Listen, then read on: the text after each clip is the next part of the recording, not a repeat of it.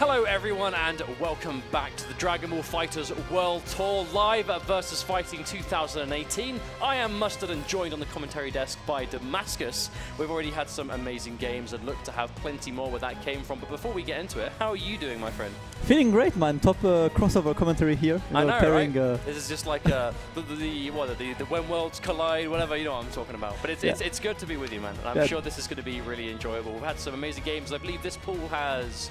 off the top of my head, I believe. Who do we have coming up? Who do we have in this pool? I think it's the Kill Sage pool, all the way from America. I was seeing him around, and he's been here for quite some time, looking to get some casuals in. I know he's been having those secret sessions with, well, I suppose by this point, not so secret sessions with Sonic Fox. It's not so secret now, everyone knows. Everyone has secret sessions with Sonic Fox. I mean, the real thing, though, is obviously Sonic Fox brought a brand new team. Do you reckon we're going to see anything similar from Kill Sage? Because Kill Sage himself has gone through a number of different characters in this game.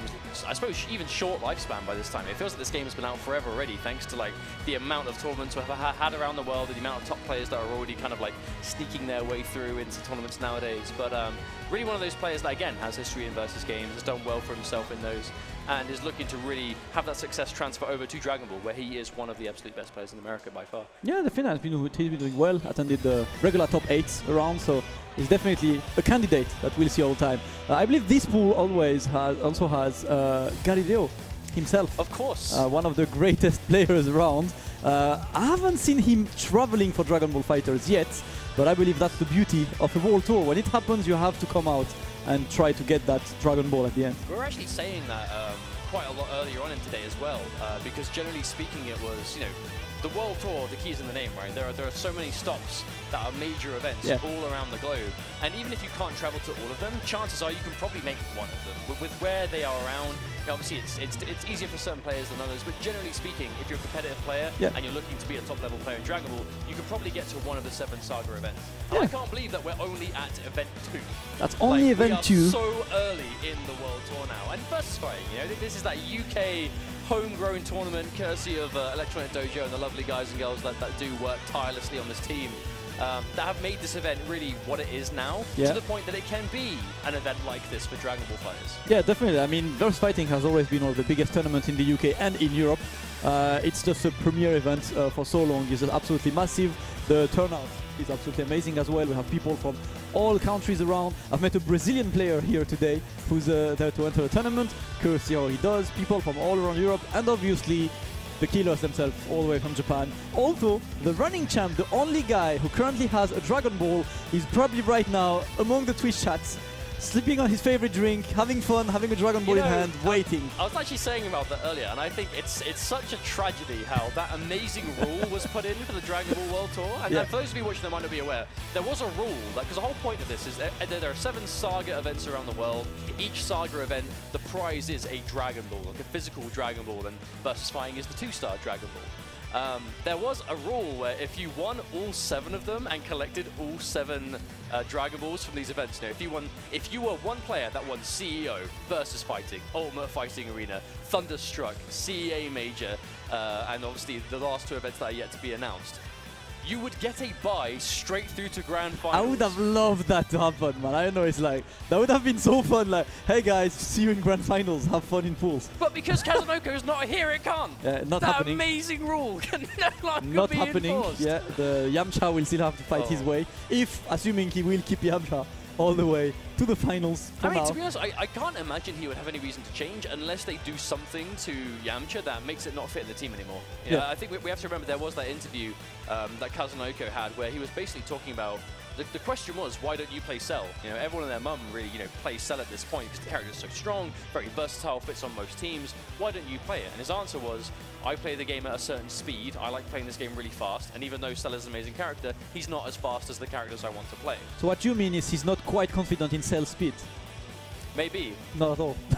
That's a good point. The character, man literally brags about his own speed. Exactly. But Kazunoko's like, nah. Wants the man Yamcha. And then Yamcha is the beast. But to be fair, like, he is... Because there are a deceiving amount of Yamcha players around, right? Because he is actually quite a popular character, you know, myself included. And seeing someone of his caliber of a player pick a character and play it in such a way with such a unique approach that none of us have thought of, right? Really playing it for the assist, playing it for like, and when you actually have Yamcha, quite a minimalist style. Yeah. Because not every button is great, but those that are good are very good. And if you have the right assists behind them, like a Gohan, you know, reversal, or Kid Buu lockdown, can be really dangerous. But of course, enough about Kazunoko. We wish he was here, but it wasn't meant to be. We'll see him another time, I'm sure, as we move into Pekos versus iStudying. Pekos, one of the guys all the way from Japan. I was trying to see where he's from, because I am pretty sure I've never seen him on the Osaka streams, the one, you know, Goichi, Dogra, Fenrich attends. I don't think I've ever seen him on the stream at the Red Bull Gaming Sphere in Tokyo either. So I'm not entirely sure where from Japan he is, but man, his team is a killer team. Yeah, it seems really quite scary. And at the same time, iStudying bringing in, I believe it's Majin Buu 16, and I think Vegeta. Yeah, there we go, it is indeed. Which Majin Buu is one of those characters that, especially in Europe, obviously where Aliyu plays him as well, he sees play every now and then around, but like, he seems like such a weird character to approach. He's a weird character to approach. He's very unique, has a couple of very unique tools, and is overall quite scary if you have a team that is built around him. I mean, he has restands at pretty much every occasion, has a jump H that's like absolutely amazing to just control the space. And we'll see, and we see it straight away to open the game from iStudying. But that's why, right, he just controls so much of the screen, and you check it behind Vegeta assist, Android 16 for, you know, also the same kind of thing, really. Here is that range, yeah, that jumping H is dominating so much. Very interesting, no punish yet on this one, and Pekos just ends up with his Bardock special there. Good corner control, that's where you want to be with Bardock, keeping control and iStudying escape the corner. Okay, there's going to be an early guard cancel coming through from Studying. I mean, I think Pekos doesn't have a lot of bar to work with right now. Without it, obviously, he still has a lot of control over the neutral space. Bardock does whatever he wants as long as he's in the range of the charge. But without bar, the damage he needs doesn't quite have the same access to him. Yeah, definitely. He's just looking for using that Kid Buu to lock him into guard and then try to opening him up. But so far, iStudying doing quite well at Android 16. Lots of guard cancel there, unpunished so far. Yeah, but I think going to that kind of tool early on, especially when you're getting away with it, is important. To really sends that message, right, like, this is a way I like to defend myself, you've got to be ready for it. Yeah. So as soon as they start respecting guard cancel, it opens up a little bit more. Nice early second Dragon Rush. Pekos, I'm going to be honest, he's actually getting chipped down quite reliably now. He actually has a lot of bar, but there we go, that actually might be a dead bar already. He's only got one bar, but will likely go two by the end of it. Yes, he will. He's building two, and with two level 1s in a row, that should be enough of that Bardock with Majin Buu coming in, 1 down, 2 to go for iStudying. Now that's actually a huge part of the team to get rid of as well. Not having to worry about Bardock anymore, especially as a character like Majin Buu. Gives you a lot more space, however, just as I say that, Kid Buu gets trips him up. That's going to be quite a reliable amount of damage. 5 bars too, how much reckon you spend? Good amount. He's not going for a Super 8, he just wants to keep it for the kill. Questionable sparking activation to escape from iStudying. Gonna try to make the best of it, but the only thing he'll do is potentially save his life from this combo. I mean, it's two characters like none of them quite have that huge burst level 3, so the regeneration should get through. Yeah. Provided it doesn't run out like it just has. Uh-oh. Be close, damage scaling might save him still, but he will have to deal with the setup afterwards. He will. What is gonna be, and the classic Android 16, so good at crossing you up in positions you think you would never be crossed up. I think it's easy to forget just how much of an amazing, advantageous situation he gets from his level 3, because obviously, since the grab nerf, he doesn't get that off of every touch now, so we don't see it as much. It's still so dangerous. I mean, it's not too surprising to see iStudying go for that sparking. Obviously, he didn't get the most out of it, but Majin Buu seems to be such a safe part of his team that without it, he does seem to struggle somewhat. So I hope he doesn't let it all fall apart now. Yeah, right now he's gonna lack the burst damage that Majin Buu for as well, but still a good pairing of Vegeta. Android 16. Pekos though has the craziness on Majin Buu's side as well. Great extension there. Tries to get the max damage, finishing with level 3. That's gonna be one more setup for him. I look at the mixes. He went behind last time. Stay in front, Golo. Dragon Rush. Oh, he does the same thing! Again, but straight Dragon Rush. Not interested in confirming it in the slightest. Dragon Rush will be enough, and one more character left for iStudying. Had a great start of the game, but Pekos adapted quite quick. No second that Dragon Rush that ended up sealing the deal. Maybe he was just a bit flustered. Not to be at the moment, as he does still have Android 16 himself. He does have sparking, but he's got plenty of bar. There's the reflect.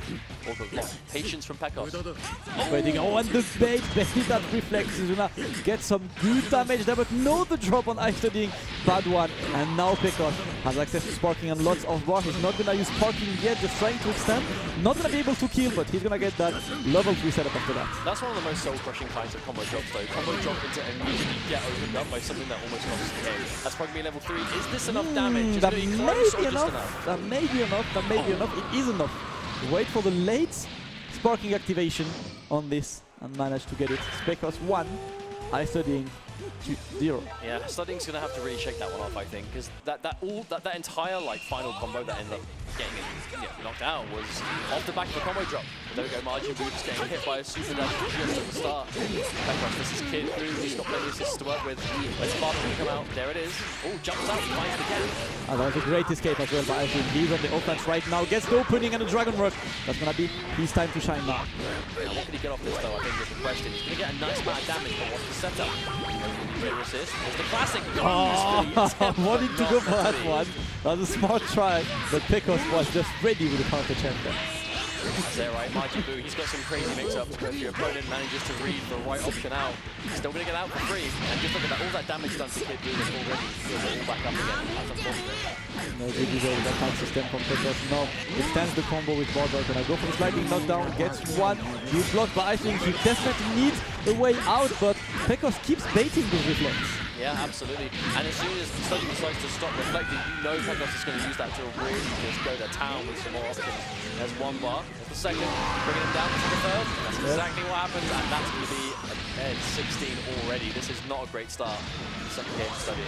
Yeah, he still has his marquee character, okay, Majin Buu still. I'm gonna try to work with this for now. And he's Vegeta, right? Plus Vegeta too, right? So if there's one assist in this team that Majin Buu's going to need to keep alive, it's probably Vegeta. Yeah, you want him for the restand as well. He still has access to it, but for now, I'm gonna try to do damage with Vegeta himself. I kind of feel like that's the important thing though, right? Because even though he's down a character, if Majin Buu is able to come out to play and you get an opportunity, like, you know, it's practically a vortex, right? Yeah, this game. Yeah. Good conversion there by Pekos, just goes straight to sliding knockdown and goes as close as he can to the corner. And that's actually great because not only do you go to the corner, you also build a lot of meter by forward dashing. Yeah, absolutely. So Studying decided to go for that maximum delay wake up, actually ended up giving Pekos a lot of screen space and bars at the same time. That's probably going to be a knockdown here. It's level 3, yeah, of course. And the thing is, this is scary because this is Bardock with level 3 knockdown in the corner. This is where his options just explode. This is a good luck situation for Studying there. Activates sparking straight away. That was the best choice he had, and goes straight for Majin Buu. Is gonna try to get some good damage off this. Can he just go for the reset? Doesn't go yet for it, but he tries to keep Bardock in the corner. Good opening. This could be a chance. Now what can he do with this? He gets a corner combo, optimization. He has Vegeta assist so he can get restand. He's even gonna need it though. Look at the bar. Just cash out, right? Yeah, just take the damage. And that's gonna be a dead Bardock. One bar needed. That did so much damage. That was disgusting. Majin Buu's key blast loops are so damaging in the corner there. When you can get the activation, when you can get that loop and straight away the jump page. An amazing tool Majin Buu has. Straight away to open some damage on Pekos. Because that's going to be level 3. He doesn't have Vegeta assist for the restand. He's just going to take the good old-fashioned knockdown. Eat him up. What's the mix-up going to be? This could be one touch left. Pekos, yes, Spartan, does he do it? Nope. Simple. No mission yet, and Pekos just switch him out right now. Gonna try to use that Kid Buu speed against Eichsterding. Oh, he dropped the combo. There's a chance for Eichsterding, and he manages to get that immediate Dragon Rush. Pekos showing a little bit of signs of falling apart a little bit right now. Yeah, not the best moment for him so far, and Eichsterding trying to capitalize on that momentum, but gets opened up, and Pekos has a good opportunity to just finish that Majin Buu and keep only Vegeta alive. Level 1 to level 3 maybe? It'll be low. I don't think it's been quite enough. They're just 2 level 1s. Unless he gets the other one? He's gonna get... No. Nope. Not yet. A good vanish. That was good as well. To just get Vegeta in. Try to keep Majin Buu recovering that blue life. Oh, and there's the patience. I love the way Pekos is doing that. He keeps moving at the last minute to make it look like he's going to press a button, but it's all just a bait for the reversal. Unfortunately, Studying, falling for a hook, line, and sinker. That's probably going to be a gun. Vegeta now Majin Buu. No sparking, no assists, and not a lot of life at all. That is definitely not an area of the game Majin Buu shines in. He's going to try to get some damage in. Going to get that first combo to a knockdown against that 16. Doesn't go for anything else than a full screen carry. What can he do now? I mean, he's trying to go for the fat throws. He's trying to sling it out and see what sticks, but Pekos has no reason to overextend here. Even blocks that super dash, last minute cross up, and Pekos was still ready. More bar, one bar at a time studying, just getting rid of the resources, but there we go. This could be some opening.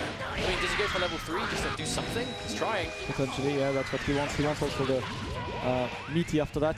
Yeah, he needs to take out Kid Buu right now, because he's got sparking, he's got bar for level 3. He was trying to potentially bait a sparking activation. I like the idea, but Pekos was extremely patient and drops the killing combo. Isoding still has a chance, but gets hit by the overhead, and Pekos goes over Isoding 2-0. I kind of feel like, whilst that was an amazing bait on the sparking activation at the end, the fact that the sparking was like such an obvious thing to bait was probably why Pekos opted not to do it. Yeah, to be honest, he had 2 characters as well. He could potentially afford to lose that Kid Buu and just make the job with 116. Unfortunately, the choice from Isoding was not the best one. He's going to move on to losers bracket, and Pekos moving forward into winners. But up next we have Brickterium from Ireland coming up on stage to play against Soji. All right, excellent. Well, this should be another good one. I like how we're starting to see a lot of the internationals, right? Yeah. Because that's the thing of VSFighting. It's not just the UK scene; it's the European scene. That means players coming across from, you know, obviously overseas. You have got a lot of German guys, a lot of French players, you know, Spanish, even some Brazilian players here. But then even a bit closer to home, you know, Scottish guys come down for the trip, Irish guys come down for the trip, and it really is kind of like a show of what basically this part of the world has to offer overall. Yeah. And I like how, even at this point of pool play, we're still seeing so much of that. And so many of them are making it out of pools. And we'll be seeing those kind of like continental clashes later on, even more so. Yeah, that's what we want to see as well. I mean, today I think one of the biggest questions is, you know, where exactly is the EU level right now? We've seen Leffen doing absolutely amazing against Goichi around, so probably, you know, best around at the moment. We've seen Alyun doing well against the likes of Tachikawa. And we've seen last week quite a surprise as well in Sonic Boom in Madrid. There was Goichi there, and Shanks, the local Spanish hero, played absolutely out of his mind against Goichi. Ended up losing 3-2 against Goichi, an extremely close set. And he's one of these guys that we're looking forward to see, can he do it? Can he take down some killers? Because that's going to be the big question. The guys are here to get the European Dragon Ball, but can they defend the turf here? I think if there's one point in the game's life we might see it, this is probably the best time, because I feel like this is the strongest that Europe has been since launch. I know, of course, you know, it's you know, good to mention Leffen. Obviously, shouts to Leffen for making Europe look so good overall. But it's a shame he's not here. But there are other opportunities. Hopefully, we'll see him at UFA. Who knows? Or even, you know, you talked about Evo, right? Yeah, there's Evo, there's UFA. I mean, we have more than enough events coming up. For now, it's gonna be Suji against Brickterium. Suji working that Kid Buu cell and Goku Super Saiyan, the new trend in Dragon Ball FighterZ. Yeah, I will say we're seeing a lot of Super Saiyan Goku nowadays. A lot of people kind of swapping to him. It makes sense. He's a very kind of solid character. You know, he has that beam, he has reliable damage, he's got good buttons. Yeah. But do you reckon there's more to that? Do you reckon it's almost like they're just going for that kind of stable piece to hold the team together now? I think Goku is exactly that. Like, he's a glue between 2 characters. He has a good assist. He just works pretty much everyone. He doesn't need specific assist to work better than other. Has good access to damage and has sliding knockdown from anywhere. He's just a character that can just do the job with whoever, and he always good in this kind of team. Suji is definitely one of the best ones, Goku as well. So I really like his usage, which is generally just like tag him in, get some damaging combo, tag him out again, and wait for him to mantle. We see a lot of players do that though, because obviously like, having a specified anchor isn't something that a lot of players do but some players don't do really specified. This character is, I've got it for assist and for the damage they can add on to combos, right? But if you are so good with that character, you have the absolute knowledge, that's when you can see it really play through. And I'm sure we'll get the chance to see it from Suji if it comes to it, but right now, hasn't needed it, as Cell is doing all the work at the moment.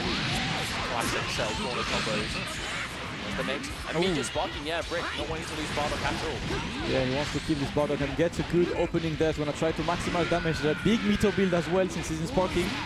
Not a terrible sparking activation, because look at how low Bardock was to how much health he's got now. Yeah.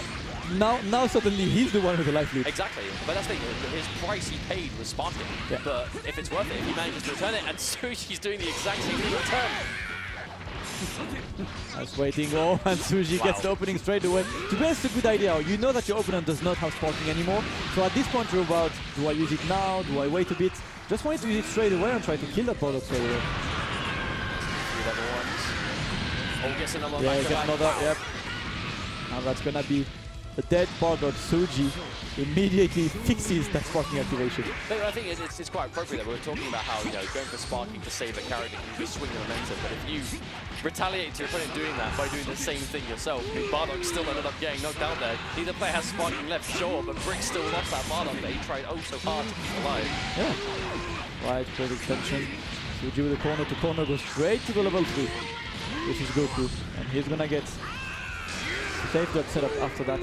So potentially anti-jump blow. It's going to be, oh, a classic Goku. Instant cross-up. The classic. It's quite difficult as well because when Goku dashes in, now you're like, okay, I need to be ready to all of the options he could do after that. From Dragon Rush to jump cross-up to just a low.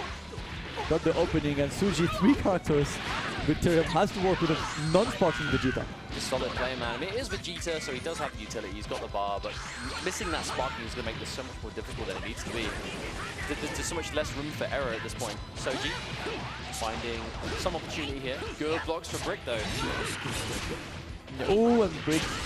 Victorium still very solid there. He knows that the only access Goku has to low is that down M, which is much slower than a standard in the down L.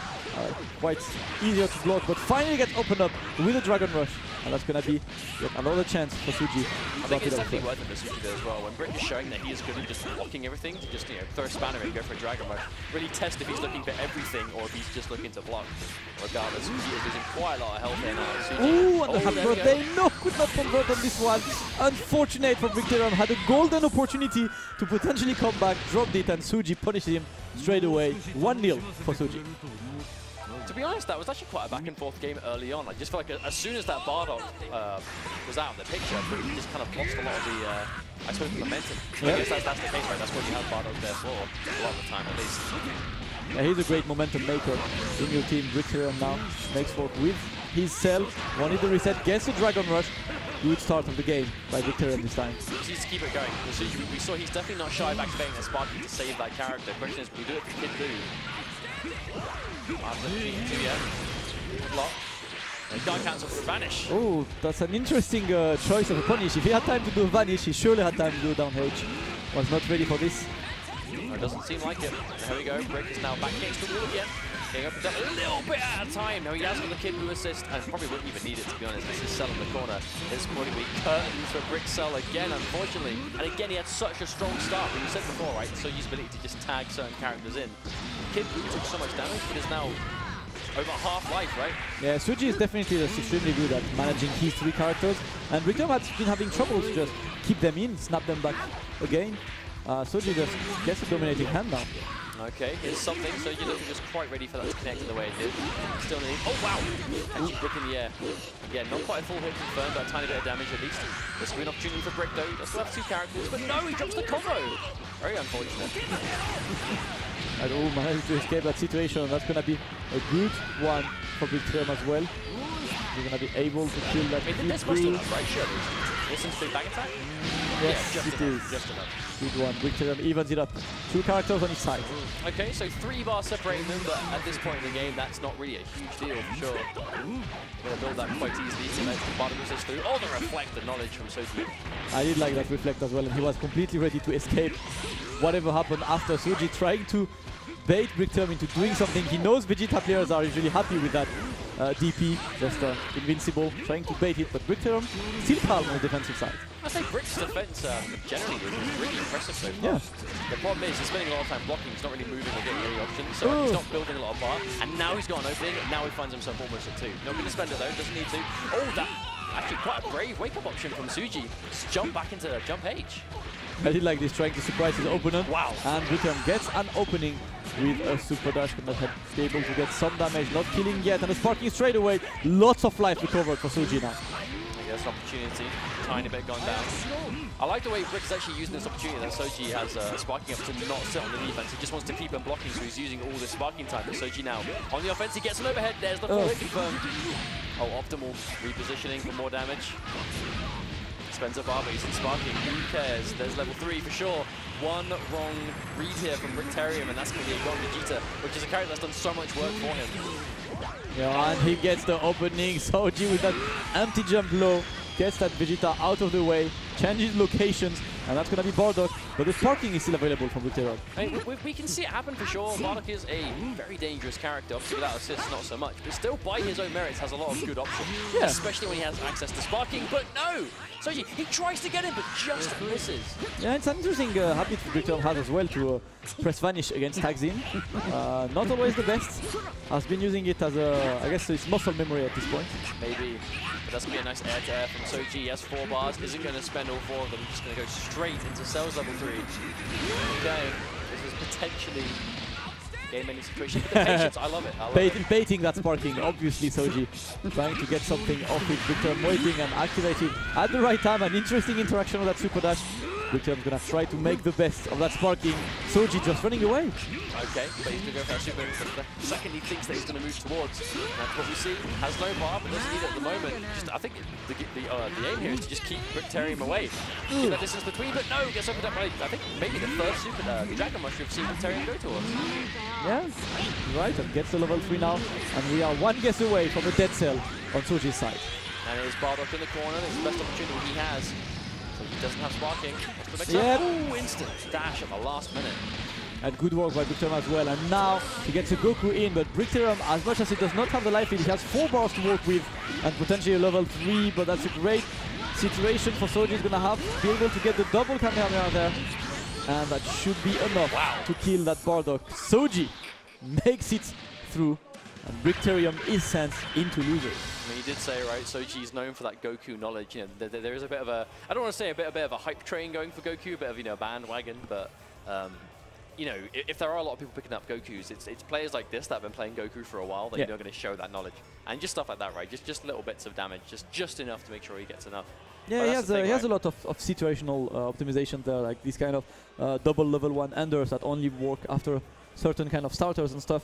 Soji is the kind of guy you can trust 100%. To just pull this out anytime. Especially a character that is kind of low-key quite terrifying to be on the receiving end of. Again, like someone that really understands Goku, because he's almost like he's got like, a bit of a jack of all trades, right? He's got a tool for most situations. All he's really lacking is kind of like invincibility without level 3. But even then, he's got so much else. He's got good buttons, he's got a Kamehameha, he's got a good beam, he's got good assist, he's got good jump-ins. Obviously, he's got, I guess you just kind of standing mix-ups of what he really lacks, right? But even then, like, when you put what he has alongside other characters, that's where it gets dangerous. But we are moving on into the bracket now. Who do we have coming up to the stage? I do not recognize this gentleman. I cannot see the other side. So we have 2 gentlemen. We'll find out very soon. The suspense. That's suspense. Find out on the next episode of Dragon Ball FighterZ. This is the World Tour again, Saga number 2, VSFighting, live from Birmingham. We have quite an amazing turnout here of people from all around the world for that World Tour to try to get that second Dragon Ball after Kazunoko brought the first one home. Indeed, Yamcha currently holds the 1-star Dragon Ball. What wacky character are we going to see take the second? It might even be Fuse Zamasu if Sonic Fox keeps up what he's doing today. Imagine that, Yamcha and Zamasu winning the first 2 Saga events. That'd be quite incredible. But I think, you know, on the subject of that, we have seen some truly amazing games. And so much scope for there to be so much more. You know, the turnout is incredible. We have so much international representation here. In North America, we've got Kill Sage, Sonic Fox, Echo Fox Boys representing. I believe Cloud 805. I mean, I've seen him in the bracket, but I haven't seen him today. I haven't seen him in the venue. So I do not know if he's attending. I would surely hope so.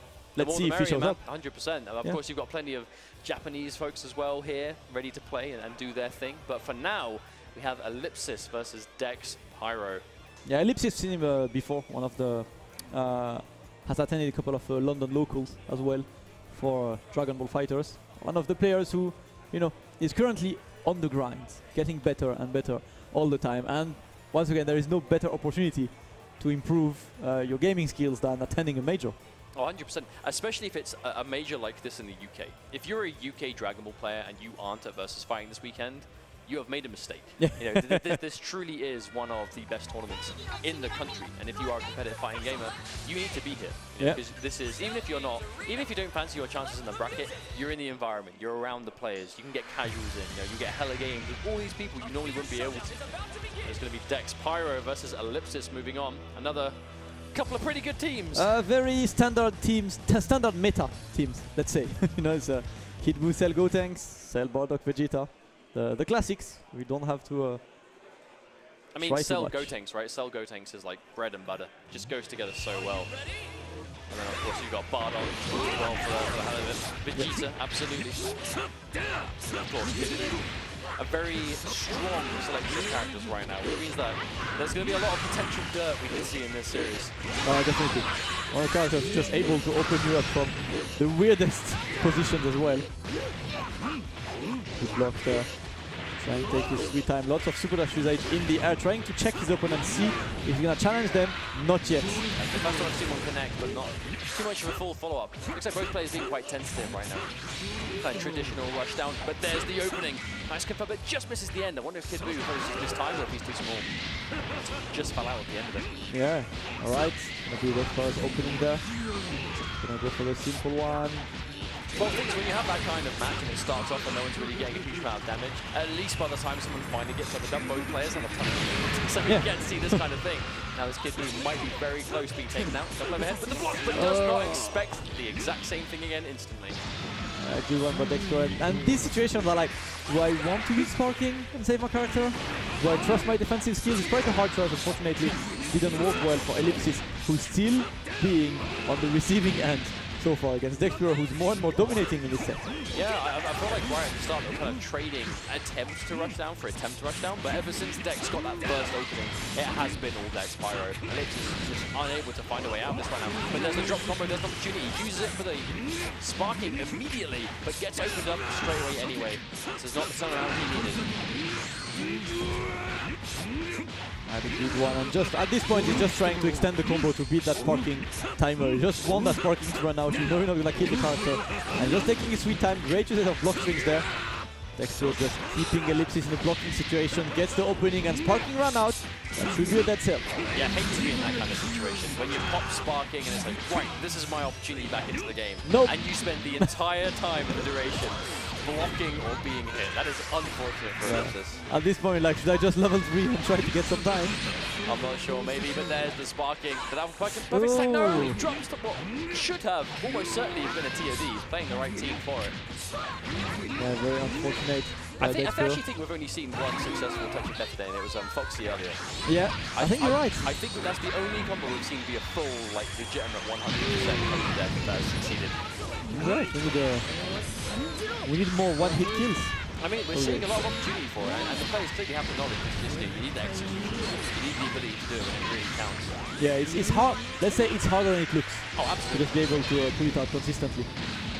Alright, Ellipsis just manages to escape the situation thanks to pure whiffing that jump due to a get inside. He's given some space, but I don't know if space is enough to really bring this back, because it seems like every second we're just getting chipped down by just projectile here, key blast here, there.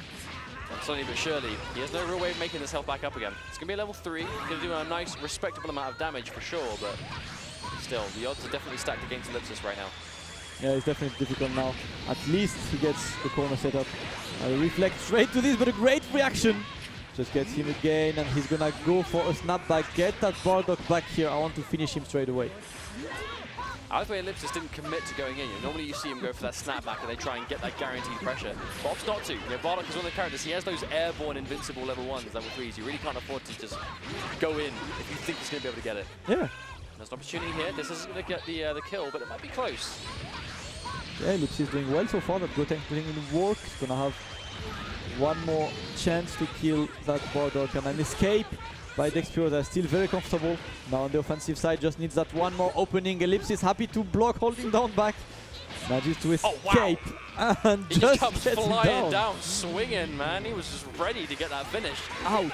So that's 2 bars. So if he can get an opportunity to hit Cell here, he's going to build that third easily. And if he gets the right opening, he'll definitely take him out. Okay, that's started off a light, so it might not be enough, but it's going to be close. Yeah, and he's gonna get that level 3 as well, straight to the setup. And now, there is a big question now for Dexpure. Is like, his cell is basically almost dead. Do you want to risk and go for level 3 right now? Because might as well lose my cell over it. He opted not to though, he's being patient. He finds the L, but isn't enough. Ellipsis now, I mean, Dex doesn't have access to sparking anymore. The comeback is possible. Comeback is definitely possible, and Ellipsis gets the first opening there. Building meter. Dexpure with 7 bars to work with. He's just gonna look for one combo to a final flash to try and continue his way. But no 2H on the super dash. I don't think Ellipsis was just ready for it in that situation. How's Ellipsis going to get through? If he gets opened up by anything here, it could be the end of this amazing comeback. Yeah, he's again extremely scared of the good reflector. Ellipsis just had to use all his bar for this. He's gonna have to just keep those block strings up and build meter, but get the stand H, no conversion. That actually from could have been it. I bet Ellipsis' heart just completely skipped the beat. The second that H connected, that could have been it, but he just manages to take the Dragon Rush anyway. Ellipsis, but no, the arrow kick from full screen in. No, enough. No, did not go for final flash. Interesting choice by Dexpiro, gives one more chance to Ellipsis. Does not use it, and Dexpiro ends up saving his life on this first game. I feel like that's the definition of so close but so far. He had to hit Bardock with like 3 level 3s. Yeah. Did manage to take out Cell as well, half dead on Vegeta, but it all came down to just a wayward Q-Blast. Now, the thing is, Ellipsis is going to know, if I can practically get rid of his entire team with just Gotenks, if I can play the first bit of this next match better, maybe I don't have to worry about that anymore. Yeah, definitely. Right. Oh, he escaped. I like the jump back to try and see what this set is going to be up to, and Dexpiro gets the Dragon Rush. This is an opportunity for some damage. This is going to be 1 bar sped. He has got a Vegeta assist, but opts not to. Lets him hit the ground earlier. I like how we're at a point though. We do see quite a lot of players. They'll like willingly, like obviously, I don't want to say drop a combo, but they will deliberately not finish a combo just to get a reset in a situation that you don't tend to see one. So you're less ready to go for the optimal tech off the ground, right? Yeah, because it's not a moment where you will just have to be ready for the tech and for the block. You're just going to be surprised and get opened up. Manages to get Vegeta in. Ellipsis, taking quite a lot of damage here. Kid Buu looking like he's on borrowed time again, unfortunately. Oh, just misses the extension. That movement from Ellipsis, they're trying to keep his Kid Buu alive. There is a block, he's looking for the best moment to tag someone in, but he doesn't have anyone available for now. Just waiting. Cell is available, he's gonna try to tag him in. Okay, waiting, and a good one. Cell is now in safely, so Kid Buu is going to be healing, but even then he doesn't have a lot to heal. At this point, do you even call him back in? Because that blue life is going to do nothing.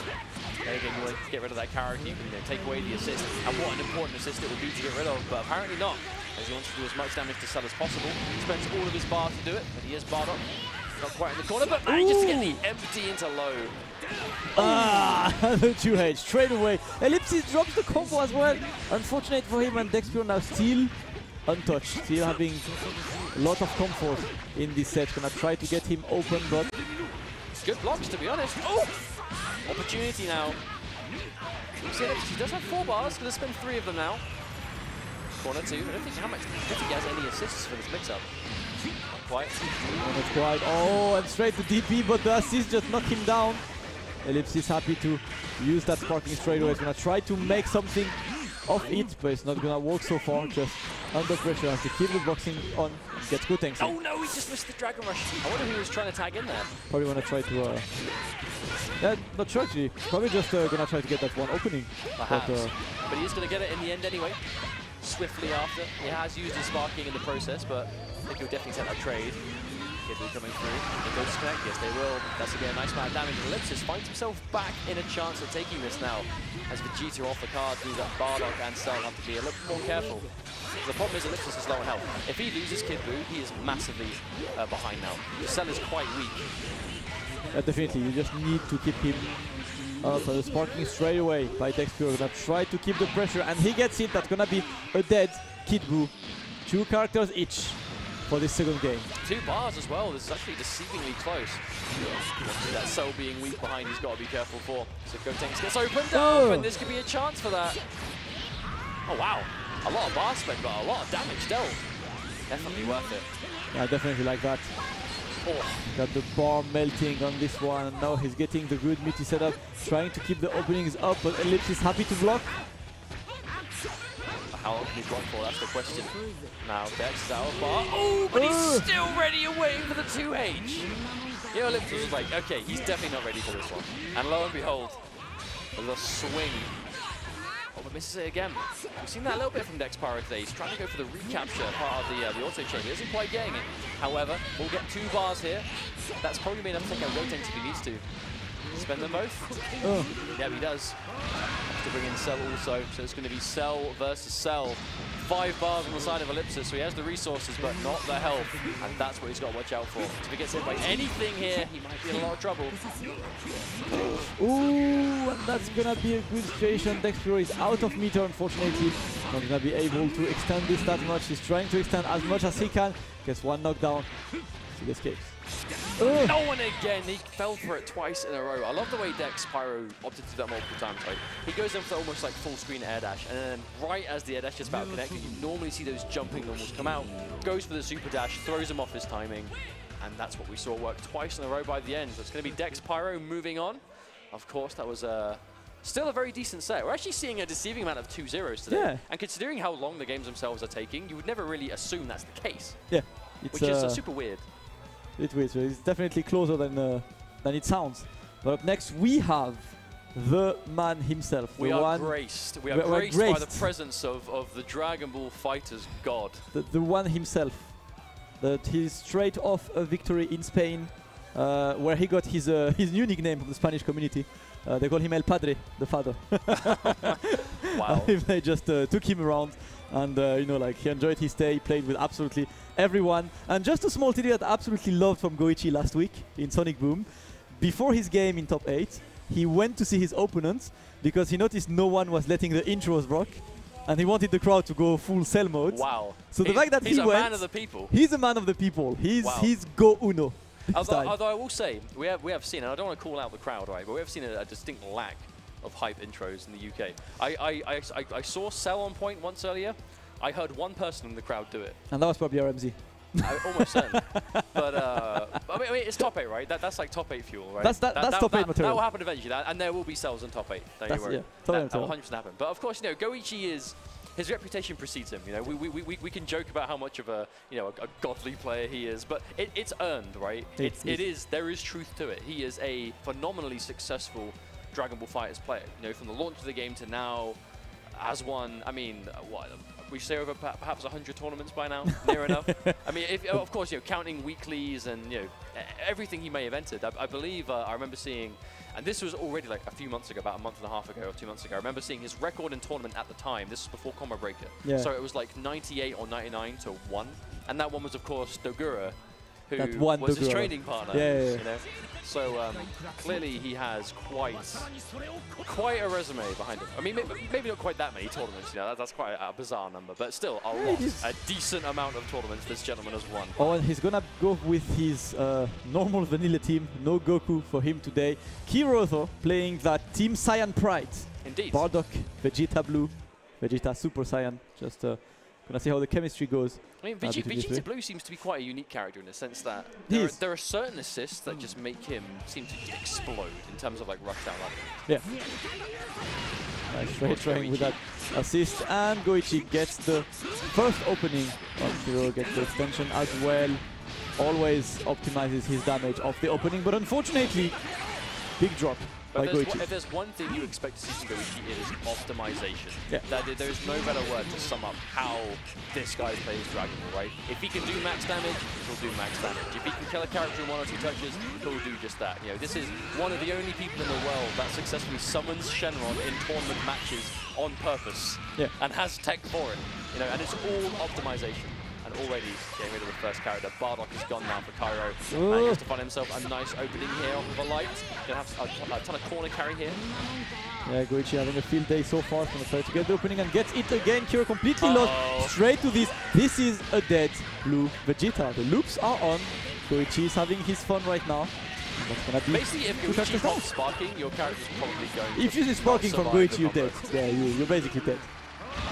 Wow. 2 bars. She spent 2 bars to do that and must have built like 2 or 3 in the process. Ended up meter positive. That's the right kind of optimization. It's not just pop sparking and kill a character. It's pop sparking, kill a character, and end up with more bars than you started with. Yeah. Right, Goichi working on a perfect so far. Kiro really has to work in. He has a sparking that Goichi will potentially try and bait. After that, for now, he extends it as much as he can. Oh my goodness. Go the extra level 3, and now, Mosag, this is the moment. Is there a bait for the sparking happening? Oh, not even! Perfect! And a perfect from Goichi himself. Perfect cell, perfect player, perfect game. 1-0 for Goichi. Well, I guess going to game 2, I suppose. Straight away. Kiro just plugged his controller. Let's go, man. Let's now, play. okay, so I love it. I love it. You just get perfected by Goichi. What is the first thing you do? You die. TOD. You dead. No. Let's. I feel like Cairo managed to get the first hit to not have there be a perfect. Yeah. Goichi's answer for it is, well, okay, well, I guess I'll just kill your character then. I guess I have perfect attack now. Let's go. Oh no. Oh, he missed. drop. He dropped. Just go for that. He dropped a combo into key charge. Because why not? I have never seen that. Have you ever dropped a combo so hard you just charged the meter point blank? And he might lose Bardock for it. He is. Let's go. Kiro just gonna try to punish him for it right now. He could have changed. No, what is Kiro doing? Not changing his Bardock either. Should have changed and recovered that blue life. Decided to keep for it, and that's a dead Bardock as Goichi gets Cell and his Bardock is recovering. Kiro trying to open with a read, but it's not gonna work. I feel like I've never seen Goichi drop a TOD before. And there is only a versus fight, only in Kingdom will Goichi decide to drop combos like that. Yeah, it's UK, man. Everything is upside down. You know, we drive on the wrong side of the road. We drop combos. That's how it works. And for now, Goichi. No one is safe. Gonna finish that. But I mean, to be fair, if you're going to drop a TOD, what better way of recovering than basically killing two characters immediately? I mean, poor Cairo. Cairo's doing what he can. Like, he's doing hella damage. It's just Goichi. He's cycling through his characters. He's keeping them alive as best he can. He always has so much beta. Like, optimization. I said it before. This is why. Yeah. 100% most optimized player in the team. Alright, let's see. He's just gonna extend it again. Oh, how much is he going to spend here? One. I mean, he's got Bardock. The extension can be true. Okay, he's just dropping this time. It's a level 3! Is that going to be enough? Level 3. Wait, is that enough? Is that going to be we were like a few pixels away from a sparking-less TOD. Goichi with a smirk on his face. Slight smirk. He's like, okay. Yep. Well, I dropped the TOD, but then I got the harder one that doesn't have sparking in it. Yep, GG's. Caro unfortunately did not really have any opportunity to run his game there. I mean, this is what happens when you face Goichi, really. I mean, you drew the short straw, right? I mean, of course, no disrespect intended to Cairo. Like, this is like one of the best players on the planet of this game right now, you know, and he was able to do that, to be that dominant, even though he dropped the TOD. You know? That was by no means a perfect game from Goichi, and it was still enough to like get the job done. Yeah, that's just how good Goichi is, to be honest. He's just so able to completely wash people up, and sometimes like it's kind of unfair on the opposite player side because the guys are sometimes quite good. I mean, we all remember that day where Chris G got absolutely destroyed by Goichi. It can happen to anyone. It's just it's how you play on the day, and in a game like this, in a 2 out of 3 setting, against a player like that, basically, if you just can't stop a player like that from having that momentum, it doesn't matter who you are, you can get steamrolled. And even Goichi, I'm sure, is not safe to that. You know, we've seen before. You know, by no means is he invincible. You know, Sonic Fox, who is in this tournament, was able to beat him at Combat Breaker. And by basically putting him in a situation that he couldn't manage to escape from. You know, everyone has to defend themselves in the same way in the situations that he was put in. And then you take the neutral control that Sonic Fox had, and the team being the way it was. Just it was the pieces that worked. And that's what happened. And then CEO Kazunoko wins. Like anything can happen. He got his fair share of losses lately to just come back stronger, and he is just gonna try to keep it up. But up next, Crothers against a small-eyed Asian. I believe we've seen him at WSO before. Yep, he's at WSO all the time, and I hate having to call him on the mic because you know he's like it's a very wide kind of nickname. Deary me. He's always there attending all of the Dragon Ball FighterZ tournament, and he's getting his time on the stream there. Once again, relatively basic team so far. We haven't seen very creative teams so far in this block.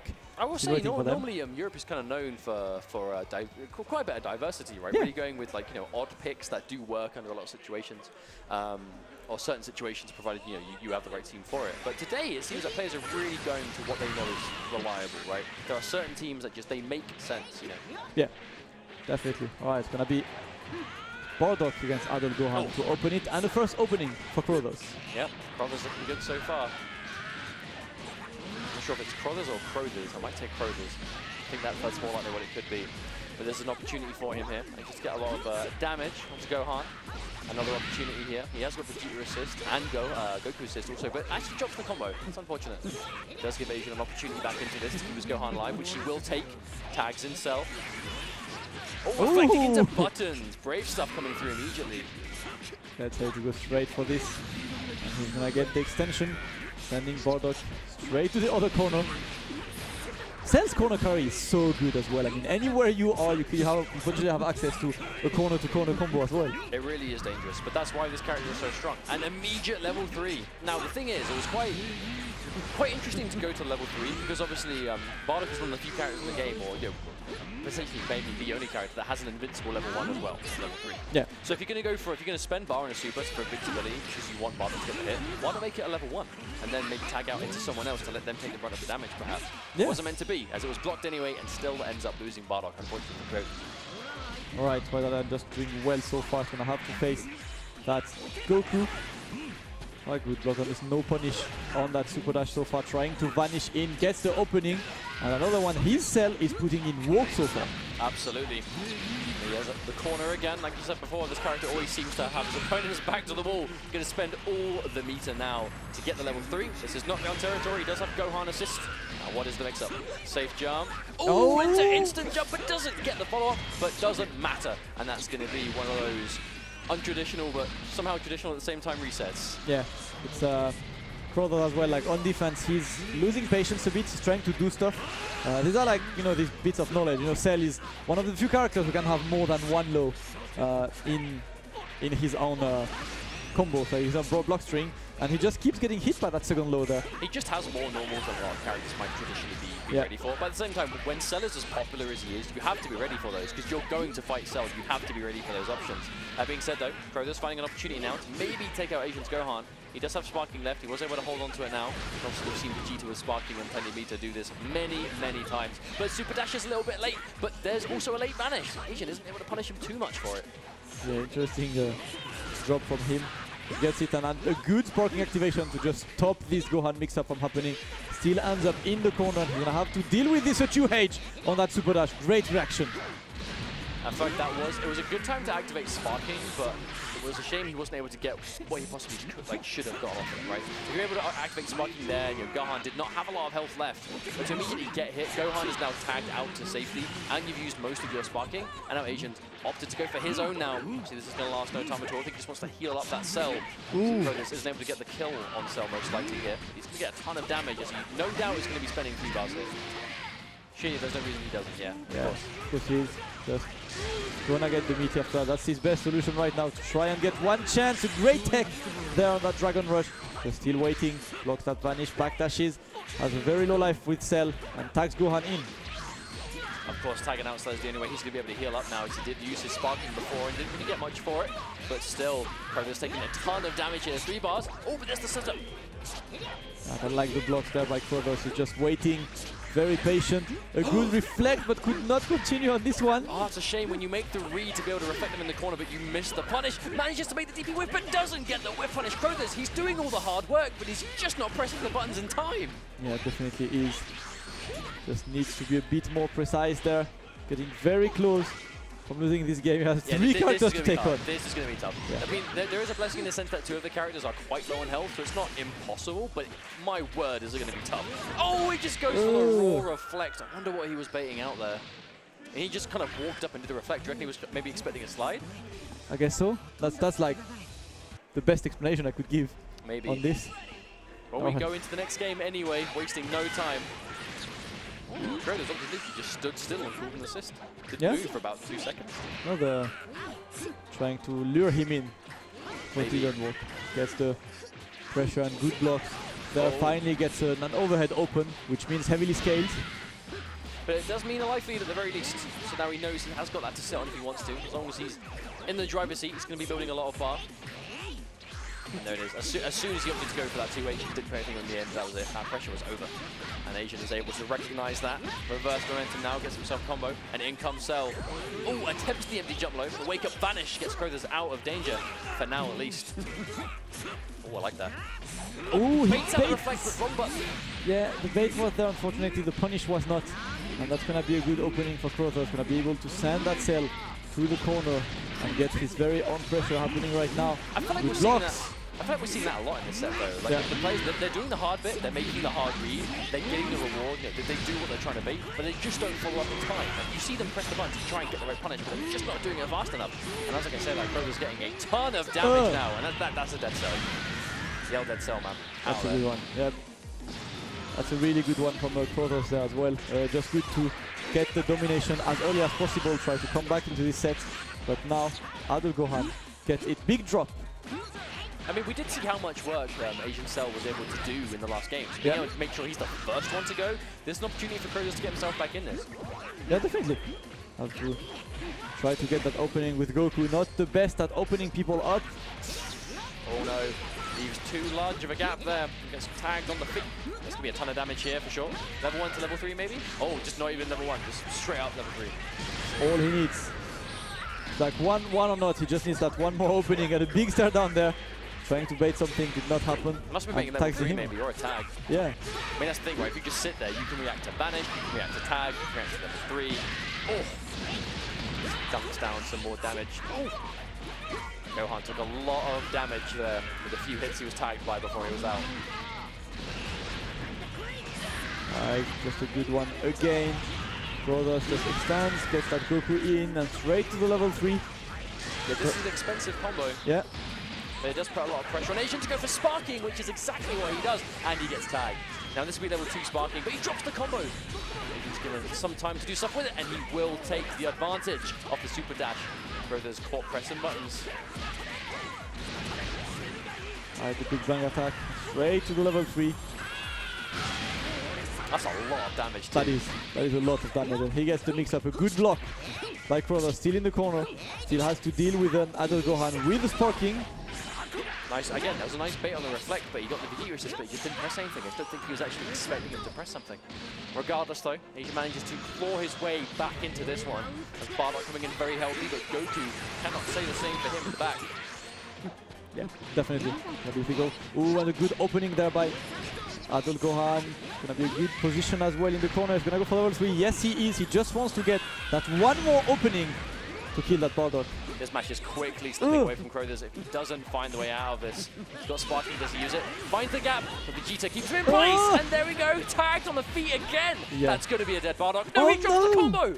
What a drop, and no down H either. He was just waiting for FighterZ to do something. He did. He beat the bait, but unfortunately was not punished. And now it's just the work to do all over again. It's actually really hard to call this one. As long as FighterZ has sparking, he might be able to bring this back, but every single time he takes damage, and now the sparking is gone. Life is 100% in the favor of Asia, but he has the bar, as FighterZ, but he's going to spend 3 bars, and Asian one step ahead with that super dash, ready to whip punish. FighterZ down a character and 3 bars. Now Goku, can he do it? He can still do it. I mean, there is still that's his job. That's canon speaking. Here, right? That's his job. That's the guy you wait for last, and he just comes and saves the day. Thing is, it's definitely not going to be easy, as he's been dominated for pretty much the entire game so far, and gets the opening, and that should be a dead Goku there. Yeah, I feel like that really was FighterZ. He tried to stagger off of mediums, but you can't really do that effectively without assists behind you, or without kind of establishing that stagger game early on in the set. Because if you stagger things with assists, your opponent has more reason to respect them. If you stagger successfully, your opponent will then consider it more. But kind of just trying to stagger at the end of the game when you haven't really established how threatening staggers can be, and your opponent has no reason to not just go, okay, cool, I'm just going to go for a jab here, and it's going to connect. And there you go. That's going to be the end of what was a very back and forth second game in that set. Yeah, I like the second game. Very close, very back and forth. And in the end, FighterZ has to move into loser's bracket. And up next, we're going to have the Spanish sensation, the local hero himself, the man who gave Goichi a good run for his money last week, Shanks. I think that really is the running theme here, though. You know, of course, Shanks doing well at Sonic Boom. Not too long ago now, what, a couple of weeks, if that. And here, again, and I think that is the story. All these top players making sure they're at VSFighting just to compete for the Dragon Ball here over the weekend. But I'm excited to see how he plays. I wasn't able to watch Sonic Boom live. Unfortunately, I was at another event. But it was because there was too much Dragon Ball to go around. Yeah, I'll say it, right? There was Dragon Ball here. Definitely watch it. And even though I was on commentary for this, watch it in Spanish. Because these guys went crazy. If I was there, I would have been like, guys, just go to the Spanish channel. I'm not saying anything. Go and have fun. These guys went absolutely crazy over here. It's like, I'll just put the mic on the Spanish guys and be like, enjoy, guys. We make the Spanish for a few minutes. They were extremely passionate and happy to see that boy doing well. And I see Sharon being like, yes, man, that was me. I was going to say, I hope we see that this weekend. Because we have so many different parts of Europe represented, but all like the groups of them You know, there's going to be hella noise as we get through to the later stage of this tournament with some of the players that have already made it through pools. I think one thing we definitely haven't had today are upsets. Yeah. Everyone that has gotten through, you kind of would expect that to happen. So there's a lot of scope for these, you know, clash of the titans later on in the tournament. But of course, it's going to be Shanks versus Gibbo. Now, Gibbo's been around in the UK FGC for a while. I feel like any UK event I've ever been to, Gibbo was there. Yeah, 100%. Resident. And the same can be said for so many people around the UK at this point. You know, we've all been a part of so many different fighting games for so long, and I think that really is something that Dragon Ball has done well for itself. You know, from all sorts of different communities, Dragon Ball has kind of brought that kind of center point. Yeah, and that's a talking point that we talk about all the time. It is really bringing communities together, and the Dragon Ball World Tour is a perfect way for that to all mean something. It's a big celebration. That's all it is in the end. Just everyone facing each other on their favorite game, and we'll. So you did say that Shanks is about the Android 18 life, which I think is a character that kind of comes and goes. Yeah. When you see people that really specialize in Android 18 teams, it is a nightmare to deal with, because when this character, I feel like we say this a lot, momentum heavy, right? Yeah. The kind of snowball style. That applies to so many characters in this game. Android 18 is absolutely at the top of that. Yes. Yeah, definitely. It's a character that has so much mix-up potential. The damage is not the best, but the fact that after a level 3 anywhere, she gets a very good setup after just makes her so scary. It's just so hard to deal with her corner pressure and the whole green shield that just negates stuff, and it's so good at stopping the opponents. I actually think her assist is low-key one of the most disruptive things. I think it is. Because it really kind of stops you in your tracks, right? You know, the absorption properties. You know, you're used to there being an Android 18. You're used to her being up front. You're not used to having to deal with her assist. Then all of this, I mean, exactly there, right? Just opting to go for the safety, just to maybe get that first opportunity. That's what we're seeing from Shanks already. All right, Shanks only that anti-jump, and Yibo with that Frieza as well. Rare footage of Frieza being played. We'll see that for now. It is Trunks getting in pure cannon fashion destroyed by Android 18. Oh, dearie me. Yeah, Trunks is not having a good time so far. Shanks is putting so much bar in the process. How much will he even need to spend as we get this optimized damage through? Oh, combo isn't even finished! 1 bar. Like 1 bar to kill off that. Insane. Now Gibbo coming in with Frieza. But he does have Frieza with a beam assist, which is probably the most important thing. As long as Frieza has a beam, he can do some stuff. But yeah, he does desperately need a beam with him. And he has it, but for now, Shanks is just running the train, having fun with his Android 18. They're not punishing, and a good opening for Gibbo, who just drops it. Yeah, it's unfortunate. Especially against a character like this, I feel like if you can take Android 18 out of a lot of 18 teams, the team kind of falls apart. But least of all, if you're dropping combos, you cannot be given opportunities to do damage to this character and leave those opportunities on the table. As Shanks is 100%. Just running away with almost full health. Is yet to be scratched, basically. Yeah, Gibbo has lots of trouble to just try and insult his game against that crazy 18. I like that. Shanks straight away baiting potentially a beam or something to try and beat. Nothing happened on this, but that was a smart choice from him. I actually don't think I've seen 18 with a with an uppercut assist before, because that's such a good thing, right? You go for the shield to beat the beam, and if they don't and they try and whip punish the shield, they just walk straight into an uppercut. Yeah, exactly. Because why not? It's such a well-crafted team from Shanks. It's at level 3, you said before, this character very dangerous off the setup almost anywhere. Shanks still with the pressure there, and he gets the opening, and that's gonna be it for the first game. Shanks with the little extra style in the end. Level 1 to another level 1. And might as well call the full squad for the roasts at the end. Goku Black is gone. Roasted. Indeed. Completely annihilated at the end. But that's exactly what can happen. If you are good with this kind of team, if you are a skilled Android 18 player, that is the kind of game you can have. Just the steamroll effect. And it's like Gibbo's not trying to fight back. It feels like he's playing 99% of the game defending himself. He hasn't got an opportunity to get anything going. It's just he's blocking until he gets hit. And Shanks is so ready. He's so ready for absolutely everything. Look at this. Gets Goku Black straight away. Gets him in. Gonna smash him back down. But that's a big part of being a good Android 18 player, right? It's hit confirming everything. It's optimizing your setups. Is he playing player tennis? Is he playing character tennis right now? The snapback. Just coming in and out, having fun, getting in. 17 again. This time does not go for the Dragon Rush. Yes, he does. Oh, and there we go. No snapback here because he doesn't need it, because this is 100% going to be another dead Trunks, unfortunately. That's 2 games in a row. He just hasn't got a chance to do anything. Absolutely not. I'll try. Get something at least to work with.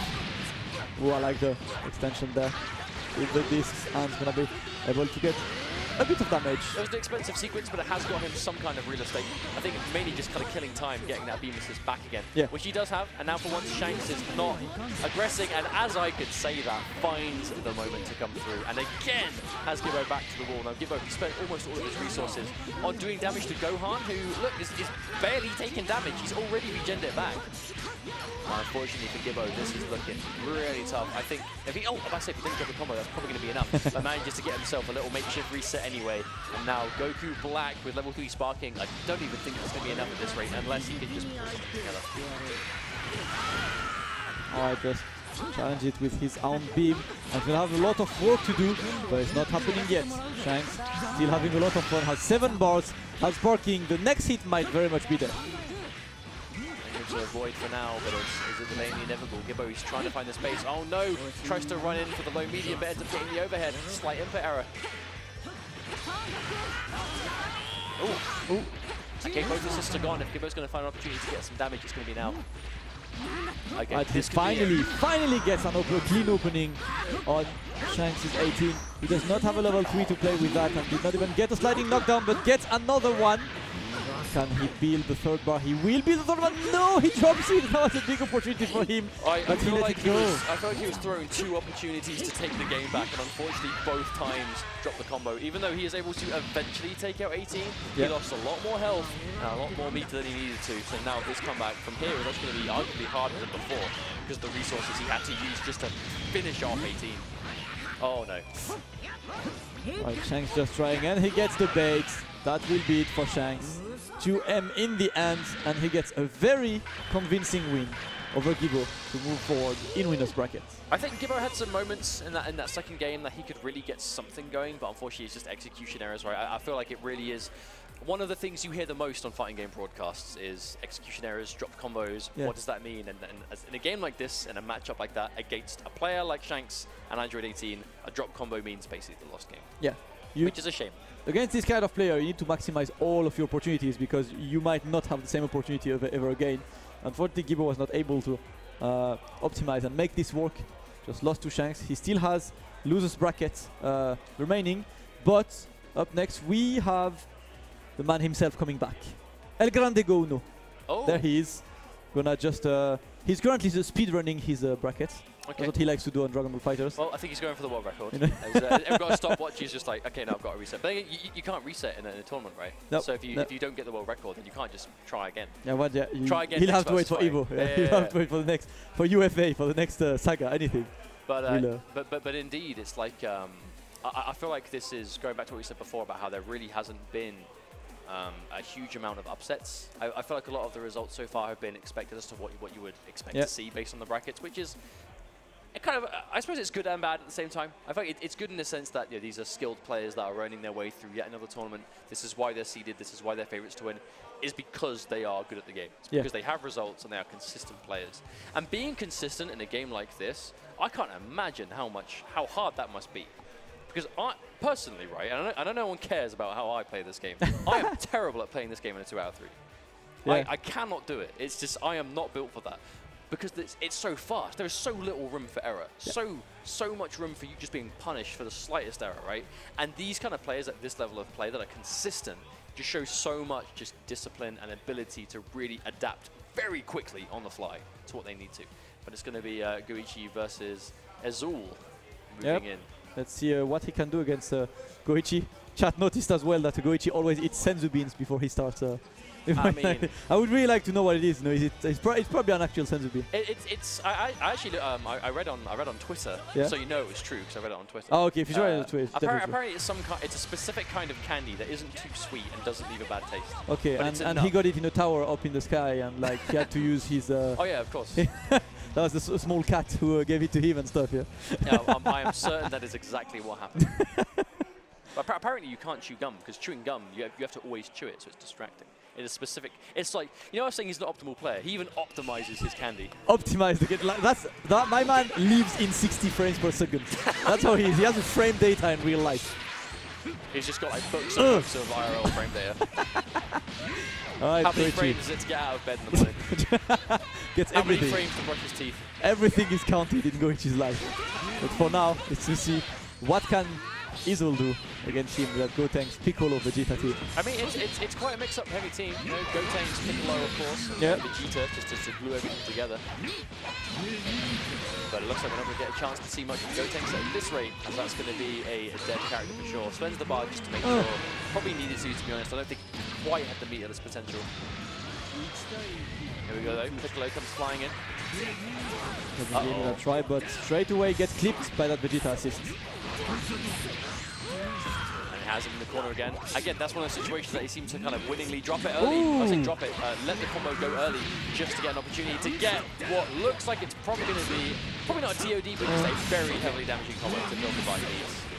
Yeah, he's just building as many bars he can. Has 5 bars now. Wow. Gonna be 1 and 2 and level. Not level 3. Oh, yeah, wow, he no, dead. Does, just level 1. Level 1 is enough. But again, even like that, right? He had like 80%, 90% life, and he got that off a command grab. Oh, no perfect, Mustard. Perfect denied. The perfect was officially denied. So if you think about it, Azul is the real winner. It is. Just now, Goichi, I agree, just gonna go for the full extension of the border corner combo. I mean, Goichi just wins the neutral every time. Like when two characters are sitting there, it feels like Goichi's always in control over what's happening, right? It's him moving in, it's him doing the specials to control the space, and it's always Azul having to play around that. You know, it feels like, and Goichi knows how to stop you from enforcing that to him at the same time. However, this could be an amazing opportunity here. This is just a raw 2M opener, so this is a lot of damage. That's a good one, and he gets the final flash there. Is this gonna be able to kill? Not quite, but he gets the meaty after that. Good block by Goichi, just happy to just block, hold back to block. There is no assist you have to deal with there. Oh, I wonder what he attempted there. Alright, good one from Izol, able to get one character, 2 to go, still has sparking. I mean, Goichi doesn't have sparking anymore. This comeback could happen if he's able to put it together. But no, just super dashes a slight amount of time too late. Just slightly too late. But not meant to be. Goichi is going to spend that bar. Trying to bait, I'm not sure he was probably baiting that DP on wake up, did not happen. Okay, and another level 3. I like this as all. He has a lot of bar. Oh no! The drop, big drop. That was his opportunity, but he wasn't able to get the follow-up. Alright, still gets that DP. Because that's the worst bit to drop, right? Because you spend the bar, you want the damage, you want the knockdown, and when it doesn't work, you're losing quite a chunk at the end, and there's going to be a tag from Goichi. He's going to build 1 bar. Doesn't have the Vegeta assist. Does he even have to kill this? Not quite. Wow, nope. Okay, never mind. Never underestimate Cell. Cell damage, man. That's what can happen. Cell himself. 1-0 for Goichi. He's looking good in the end with his Vegeta, but the 2 other characters, they need to put in more work to be threatening towards Goichi. Absolutely. But I feel like a big part of it is like, right from the get-go is Goichi knows how to make his way in. Goichi has a lot of experience against Gotenks, he has a lot of experience against Piccolo, but this could be a chance. This is an opening now for Azul. He's going to have Goichi cornered. The big thing is Goichi doesn't have resources, he doesn't have bar here. Yeah. On the wake up. And the tag in, and he was not ready for that, he's all. No. It's the classic, right? It's reflect into tag. Yeah. It's the tried and true way of getting off the ground. Now, I actually love that from Goichi. Azul woke up with a reflect, and then Goichi stood still. I wonder if he was expecting a reflect into tag himself. That's really punishing perhaps, but Azul didn't bite. He did the smart thing, another Dragon Rush. I think maybe Goichi has been hit in his entire time of playing Dragon Ball Fighters, perhaps 3 Dragon Rushes. Quite good at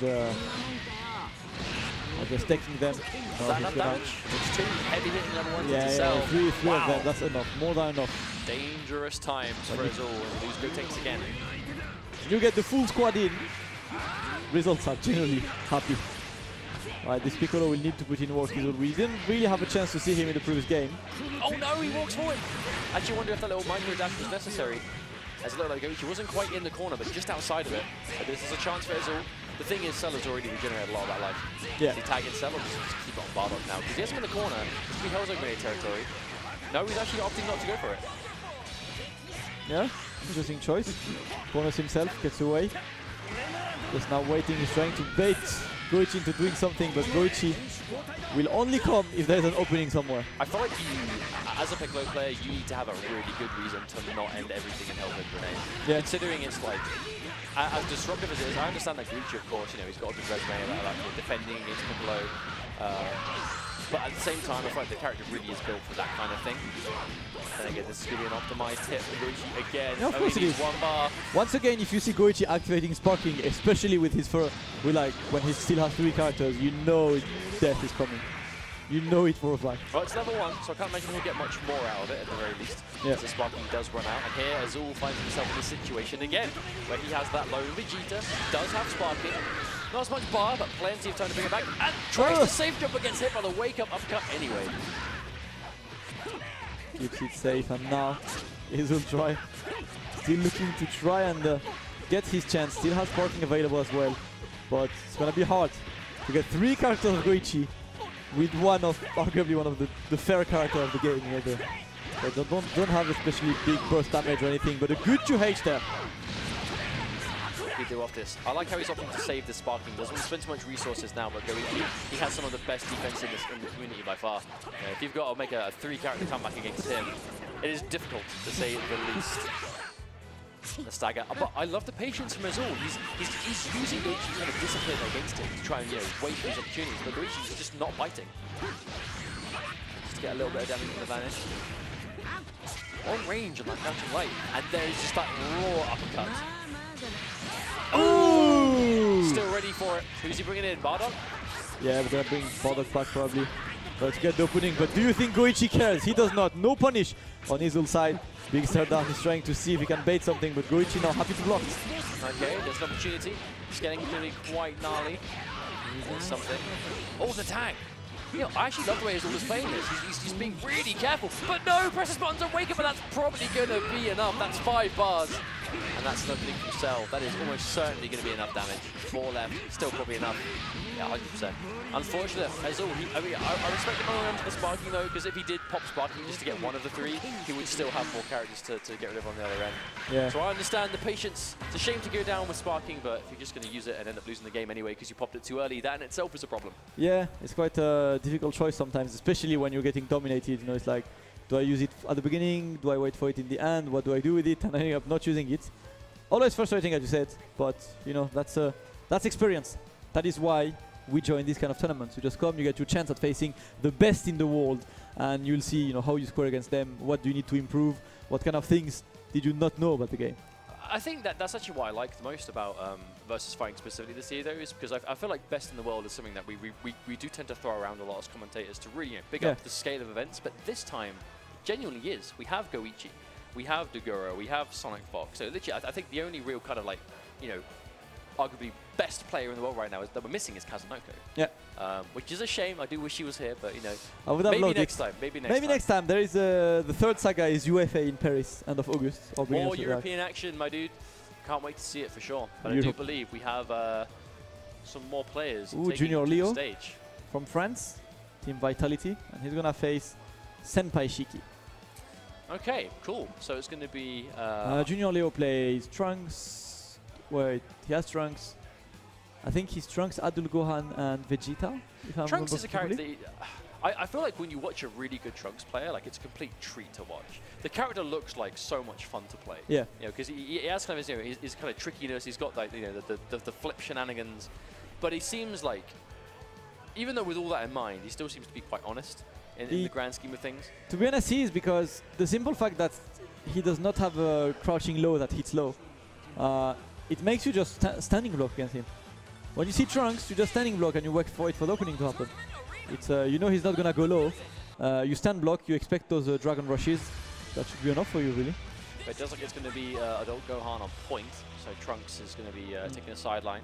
I actually think that Adult Gohan with Trunks assist is actually really strong as well, because Trunks assist is low-key, like, really and vice versa, actually. Like a couple of corner combos use Adult Gohan's DP to just get Trunks to finish the combo properly with a sliding knockdown. So Gohan is one of the few characters who allows Trunks to do that. So it's a match made in heaven, man. That's the synergy. Junior Leo is living the intro as well. Cell. The names are reversed on this one. Junior Leo is Gohan, Trunks, Vegeta. Senpai Shiki is Cell 16 and Goku Black.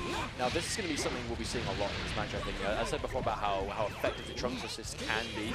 It keeps you in block stun for a deceivingly low amount of time, but it does mask your actual character. So that's where you see a lot of players will go into Dragon Rush. They're going to kind of, ticket the Dragon Rush off of it because it masks the green that a lot of people react to when they're looking to take a Dragon Rush. Trunks kind of stops you from being able to see that. Yeah, that's true. That's one of his good strengths there. For now, Senpai Shiki trying to get away, but Junior Leo good. Opening there, drops the combo, gives a big chance, but gets saved by the Vegeta assist. We get a tag in Cell again, and most certainly. Got the one bar. Uses it as an immediate banish. Oh, he tried the 2H. Very delayed. Oh, I like the setup opportunity. Not able to get anything off it though. Spends his only bar again. This is a nice opening for some damage here. Oh, and the vanish straight away to escape that. Junior trying to catch him with Trunks. Yeah, just goes for the empty command dash. Manages to make it work. And the snapback again, I want Cell, but the perfect attack is saying no. That's literally, that's both times that Cell has been snapped in. He's opted to press buttons as he doesn't want to be forced to block. He doesn't want to be forced to respect the offense. He's actually going to end up losing Cell in the end anyway. It did take 2 snap-ins, but got there in the end.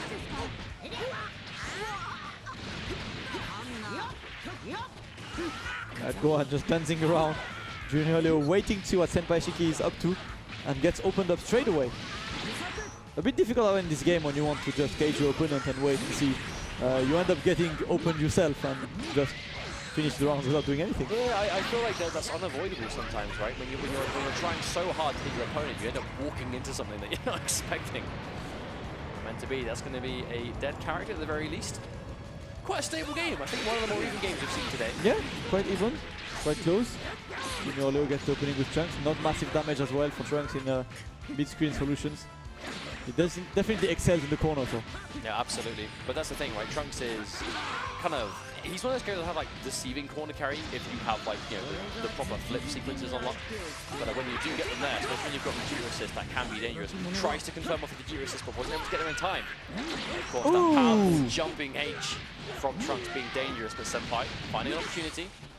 The patience of Junior Leo, he does not want to overextend a button here. Oh, but sits there too long and ends up getting thrown. Right, a good tag in. Just wants that Trunks to recover some life and gets an opening on that Goku Black. Is sparking activated yet? No, it's not. Senpai Shiki looking for the best moment to activate sparking. But he's going to have to be careful though, because the health he's got now, if he gets tagged by almost anything, that could be guaranteed death. But I actually like that. Manages to use sparking at the end of the combo just to go, right, I need sparking activated. I have an opportunity to do it safely guaranteed here. Takes it, but isn't able to get a follow-up hit straight away, Junior Leo. And just to get the jumping H, a little bit too far away. That could be an opportunity for some damage. Does he have damage to blow through the regeneration? Probably not, right? Nah. He's going to try. Oh no, he did it too early. The big bang attack didn't actually connect. Yeah, he didn't get the damage of it. He's gonna get at least a meaty with Trunks, but wakes up level 3. That was a safe one. 2H simple enough, and this time that's gonna be a dead Goku Black. And Junior Leo gets the first game of the series. That is an unfortunate kind of wake up level 3. You kind of understand it, because I think we've all kind of been there, right? When you're like, okay, this guy, he's left a gap, he's too high in the air, he's pressed the button, level 3 time. But yeah. I mean, but it was safe shot, right? It was 100% baited out. Which means that now you have to go into game 2 knowing that you basically lost the game for yourself by doing a wake up level 3. Mindset. That's what you need to do. It's important. In 2 out of 3, it's important. You need to be consistent at it, and it's quite hard to have a consistent mindset in this kind of game. So far, Junior Leo playing great with his Cell. Okay, there's that tag in. I actually don't know if he was a not going to snap in. I don't think it was a specific attempt to snap in. He just was like a bit too close to get anything else. He just wanted some damage. But he will get it. Actually gets it, but Junior Leo, he was ready this time. He spent a lot of time trying just very basic offense in the corner, and he keeps getting hit, getting caught by the fact that his opponent is using the up tech all the time. Yeah, absolutely. But that's the case, right? If you spend a lot of the game doing a specific kind of tech, it might get you out the first few times, but as soon as your opponent tags onto it and starts chasing it down, you've got to be able to change it around, or you will just walk yourself into a very bad situation. And just get the overhead, don't partner slash. Oh, tries to convert off it, but a little bit too far away, it seems. Oh, so many super dashes, and Junior Leo finally breaks the chain. by punishing one, and that's gonna be another snapback. He won't sell, he really won't sell. Wow. There you go. Oh no! He's investing so heavily to kill Cell, but he just missed a chance to, but is granted another opportunity. And it seems like a bit of a mirror situation from before, with Junior Leo managing to bring this one ahead, it seems, at the moment. Senpai is managing, I mean, he's doing okay, like he's fighting back, but slowly but surely he's just going towards Junior Leo. Yeah, definitely. I think so. Yes, that one uses the vanish. I like the conversion there to send him back the corner as well. And he gets it. No, he was not ready to confirm. He still gets it. Goes for the very simple combo. Trunks has more damaging combos in the corner, but trickier to apply. Only 2 bars needed to get the end as well, but I think probably just making sure it was going to get the kill there. Yeah, definitely. Gohan. Understandable. It does mean he's got Gohan now, though. Gohan against 1 character with 2 assists behind him. Oh, managed to get the Vegeta assist. I think Senpai really has just flung himself into the Vegeta assist one too many times in the set. Not respecting it anywhere near enough. Right, good opening by Junior Leo's Adult Gohan's gonna try to let that parking meter run out. Basically, his entire efforts are erased by the sparking life recovery. Yes, indeed. But it's going to be tough, even with the regeneration. When you have as little health as Senpai does, there's going to come the point now, especially now it's gone. If you get hit by anything, you are guaranteed to be out of this one. There's an opportunity for some damage. Spends 1 bar at the end. It's probably going to be enough to at least get rid of Gohan. Going to have to spend another bar, absolutely, but definitely worth it. Just to take some of the edge off. Right, entire destruction there. He finally got 1 character of Junior Leo. He has to work for 2 characters with the sparking less Vegeta. Junior Leo just throwing out. Wow. Yeah, 100%. It was just like, yep, absolutely. Let me just throw this out. Because even exactly, yeah. Like even if it was blocked, you're not going to take that much damage from that far away. He only had 1 bar of meter in retaliation, so the room from being punished there was not so big. But yeah, it work out in the end anyway. Yeah, he was definitely ready. Junior Leo moves on into winners bracket. We're still making progress in these pools. We're live from Birmingham in England. Quite a fun tournament versus fighting. I see lots of people playing from tournament sets to casuals. I've seen Sonic Fox playing the first to 1 million with Ogre earlier today. I mean, it seems to be that every time I see, I kind of look over at the casual area, there's like all the internationals just sitting playing each other non-stop. But that's what you want to do, right? You're not going to fly literally the other side of the world to not play casuals, to not be as 100% prepared as possible. But speaking of internationals, we have the opposite end of that. We have one of the original UK boys right now for Dragon Ball FighterZ, I believe, unless I'm wrong, it's Ixie stepping to the plate. Yeah. Now, Ixie really is arguably the #1 player in the UK right now. I think his results really do speak for themselves. He seems to be winning every event he enters. It's not always like a super clean sweep, but generally speaking, he is the win counts. The winner. He is the winner. Like he is the guy that is winning the majority of the events. He has one of the few players that kind of has like a main strategy as opposed to a main team. Like it very much is Android 18, Vegeta, and then either Goku Blue or Super Saiyan Goku. Yeah.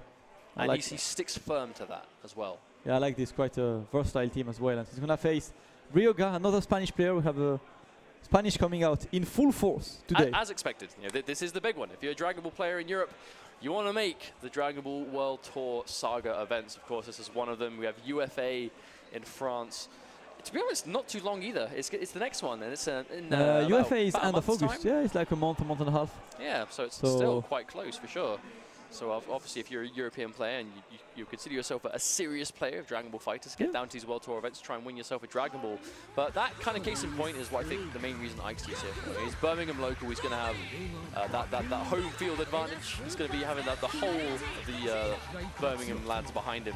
But it looks like I said before, right? He opts to go for Vegeta, Android 18, and either Goku Blue or Super Saiyan Goku. If it's Goku Blue is point. If it's Super Saiyan Goku, it is Android 18 that is point. And I've actually asked him about it before, like what dictates the character you pick.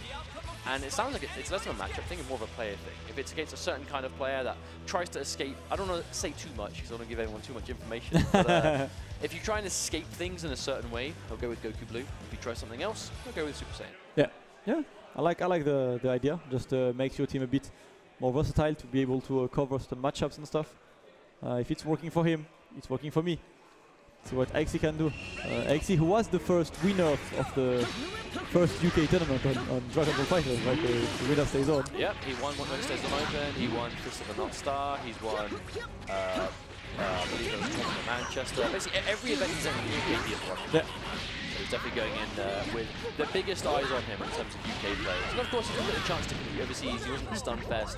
He hasn't been able to go to other parts of America just yet. So he hasn't really had that international kind of, I suppose, exposure just yet. So it's nice to see him do well for himself. Whether he'll do so this weekend, I guess we'll see now. As he's looking completely on form at the start of this game, at least. The pressure is on the corner for AC, but Furga gets the challenge and he's going to get a good conversion with his Goku Black. No, it really is important. The thing about this specific team when you have Goku Blue and ET, both of those characters are so impressive, rushdown-wise. It's almost like there is no clear cut. This character I have to take out. If I kill this character, the team is easier to do it. They're both so impactful. Yeah. But the thing about Goku Blue is that his damage output with the combos that Icy has is absolutely insane. Especially in the corner as well. That's the kind of moments where you know that you might be punished deeply for reaching these situations. You want to escape it. So far, quite balanced. Furga playing quite well. Yep, managing to find an opening here. Oh, not able to get too much damage, but there's the immediate Android 18 assist. We've said before how disruptive that can be. Even in situations like that, you're going for Oki, you're going for some kind of setup, and Icy just wakes up with that Android 18 assist and it completely throws you off, spending all the bar here just to make sure that Goku does not survive. Good one. You have the money, spend it. You got all the game to build it up. Yep. 3 characters, it's worth it. It's gonna come back anyway. Icy now takes the upper hand slowly but surely with his Goku Blue, gets Dragon Rush. Oh, that Goku Black, a good one. He's gonna be able to get the sliding knockdown, keep the pressure on again and again. Oh, I think if Ryoga didn't opt to go for the max play wake up, he actually would have been in a tricky situation there. Cross frames, but reflect again. Ryoga reflecting off the vanish twice now, really good data. Yeah, lots of reflects. That's when you want to start trying to bait him. Might very much happen, but for now he's just keeping the offense on. I say, and then you know it's the third time broke the reflect, like so just sit there and do nothing. What if he was trying to make the reflect the third time? Yeah. Oh, look at the staggers. Staggers ready to banish the vanish. This is the kind of way that Icy plays. You know, he really wants to get inside your head when he's rushing you down. He always wants to think that one step beyond. And it works so far. Just 2 characters down, 1 to go, and that's gonna be Ryoga's Broly.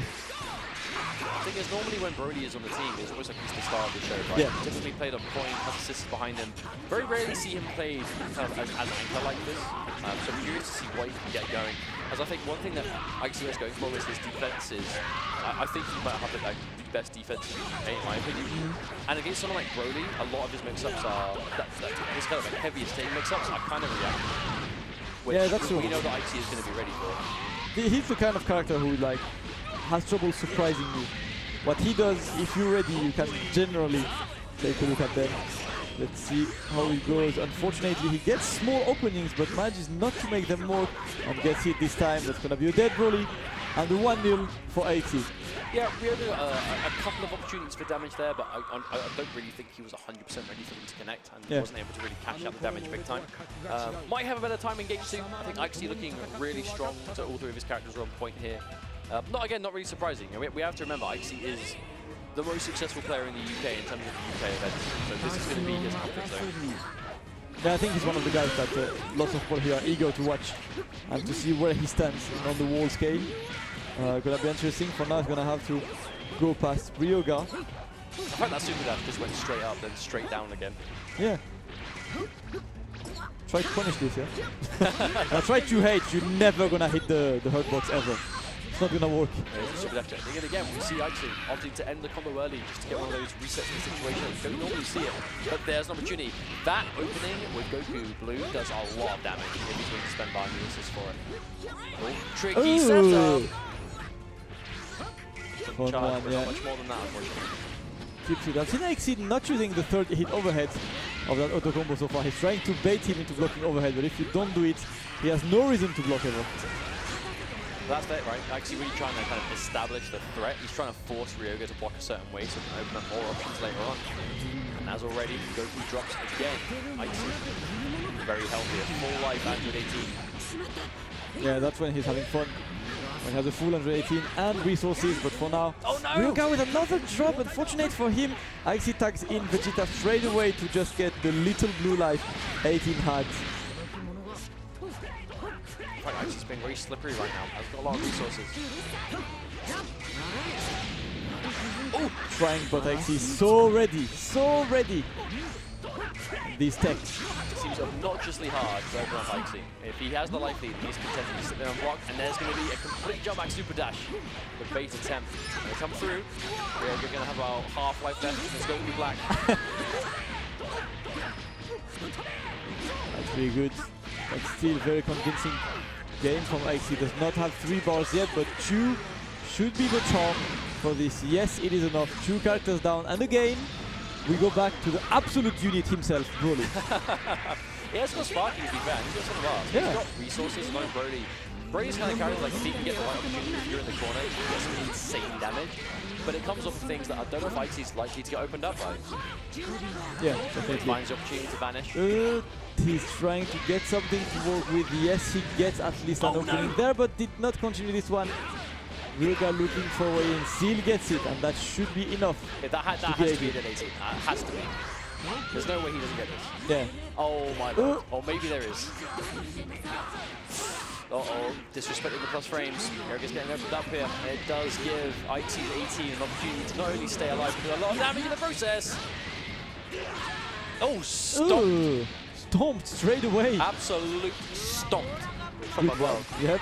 Ryuga just going ham, and he still has sparking running, but it's a good opening for Ike. Gonna try to play with that sparking meter there. Giving him the corners, gonna try to keep the pressure on. It's working so far. Vanish on the vanish. What can you do against Ike like this? Yes, level 12, actually a very good solution. Yeah, Ike stuck out a button there. I believe it was his standing M. It was all blue life, so that's not going to be too dangerous. All Ike's got to do is pop sparking, and he'll get that right back again. Level 1, level 3. Yes, he does. He's not messing around. I think he realizes that Ryuga's sparking is right near the end of its life. Yeah, exactly, just like that. And now he has a sparking of his own to potentially work with. For now, it's Broly's time to shine. Having fun. We're seeing so many crucial drops from Ryuga. He's getting some amazing opportunities, but just is not finishing his play. Stomps again. That's good pressure. Just trying so much, but Ike is so good at defending. He's just happy, using the hold button. He has a secret hold button on his stick. Okay, tries to go for level 3 again. I think Ike did something a bit lighter this time. No, got hit again. The sparking, and look at the life recovery. Yep. The amount of life recovered by that activation was absolutely insane. Indeed. Very healthy boy once again. Oh, he gets grabbed twice. Now, actually, I wonder if this is possible, really. He has no health, but he's got a decent amount of bar. Oh, but not meant to be. Ike is just arrow kicking from left to right, right to left, until something connects, and that's going to be it. Ike moving on. Yeah, good one from him. Has been playing really, really good, solid so far. He's not the most experienced player in terms of traveling to tournaments either. Might be prone to nerves at times, but so far he looks like he's mastering it. Okay, so we actually have quite a high-profile name coming up to the stage. We have none other 2 than high-profile names. I mean, absolutely. Because Sharin is Sharin. Because Sharin from Spain, all the way from Madrid. He was there at Sonic Boom as well.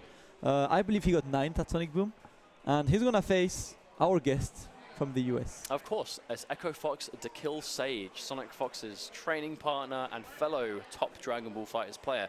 One of the best American players right now, really has been there consistently, just event after event after event, with just a very respectable style of play. Yeah. I think he's a very clean player. He's a very traditional versus player. Of course, he was very successful in other versus games also. And that success has translated into Dragon Ball extremely well.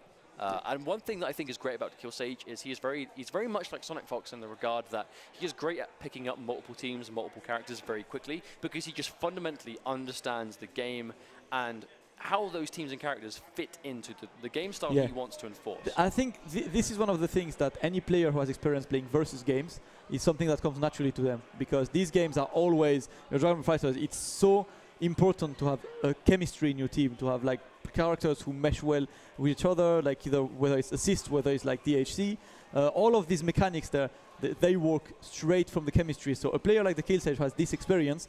When he just goes on the game, he knows the first thing to do is, okay, who works with who in this game?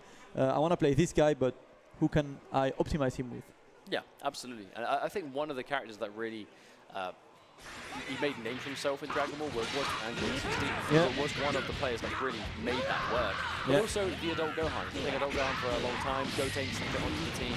And it works. It works really well for the way he plays. But of course we have another Broly coming up. We've seen quite a lot of Broly today, to be honest, which is surprising. Yes, it's surprising, but I like Broly. Sharin is known for his passion for big bodies in fighting games. He always picks the biggest characters and the big damage. And Broly, so not a bad Team bad big start. boys, give us Bojack, and he'll be there.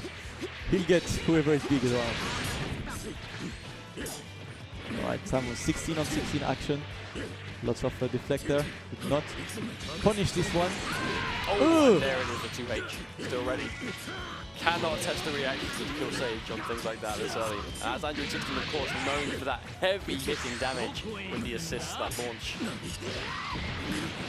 Alright, that's Broly. Sharin having fun with his Broly. He's gonna go for the combo extension after that level 3 there. Doesn't have bars to get into it's going to be a reset probably. Yes, he stepped before. Broly plays really favouring. Oh, the armor! He got stopped by the armor straight away. And Sharin now in the corner just escapes. Sage is stuck so far. He will lose. He will get stomped. And that's one dead Android 16. Let's go straight to the Kenyans.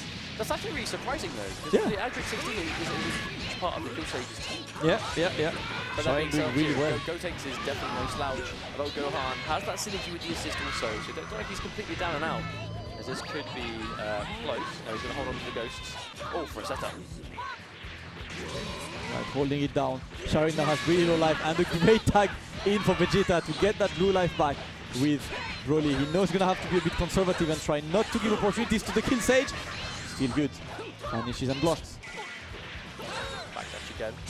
Trying to build launch, but not quite enough. Good one as well. Oh, I love that. And that's the snapback. This time, it's Broly's time. Gets the Dragon Rush, and that should be a dead Broly. Has more than enough bar to do so. The Kill Sage kills Sharin's Broly. Well, there's the opportunity to return things. Obviously, it was quite an early KO for Kill Sage 16, so very important for him to be able to even things out now. Yeah. But Adult Gohan is still there. A little bit too slow on that. Tried to get the launch in the air, catching him airborne, but wasn't quite able to get the launch side. Just waiting. 16 trying to do work against that Adult Gohan, and Sage as well is just using those legs in the air to potentially challenge a super dash. He noticed that Sharin is very offensive. He wants to get on your face as soon as possible. By doing preemptive EX legs in the air, if you have a super dash or anything, you get your combo. Exactly, and I love that approach. It's quickly recognizing it. It's a huge part of Dragon Ball FighterZ in its way, as we were saying, right? You have to be able to quickly adapt, recognize quick things that your opponent's doing. If someone super dashes a lot because they want to close that distance, do whatever you can to stop that from working, or deter them from doing it in the first place. Oh, sparking straight away. On the 2H, that was a bad switch by Sharin. Gives a big opportunity to Sage there. Just snaps him back in, and a good sparking this time. He just gonna fight fire with fire, and a good opening on that Gotenks. Does not have much bar. Still gonna build a lot. Gets a reset. No great block, and the command grab is there. Great sequence by Sharin.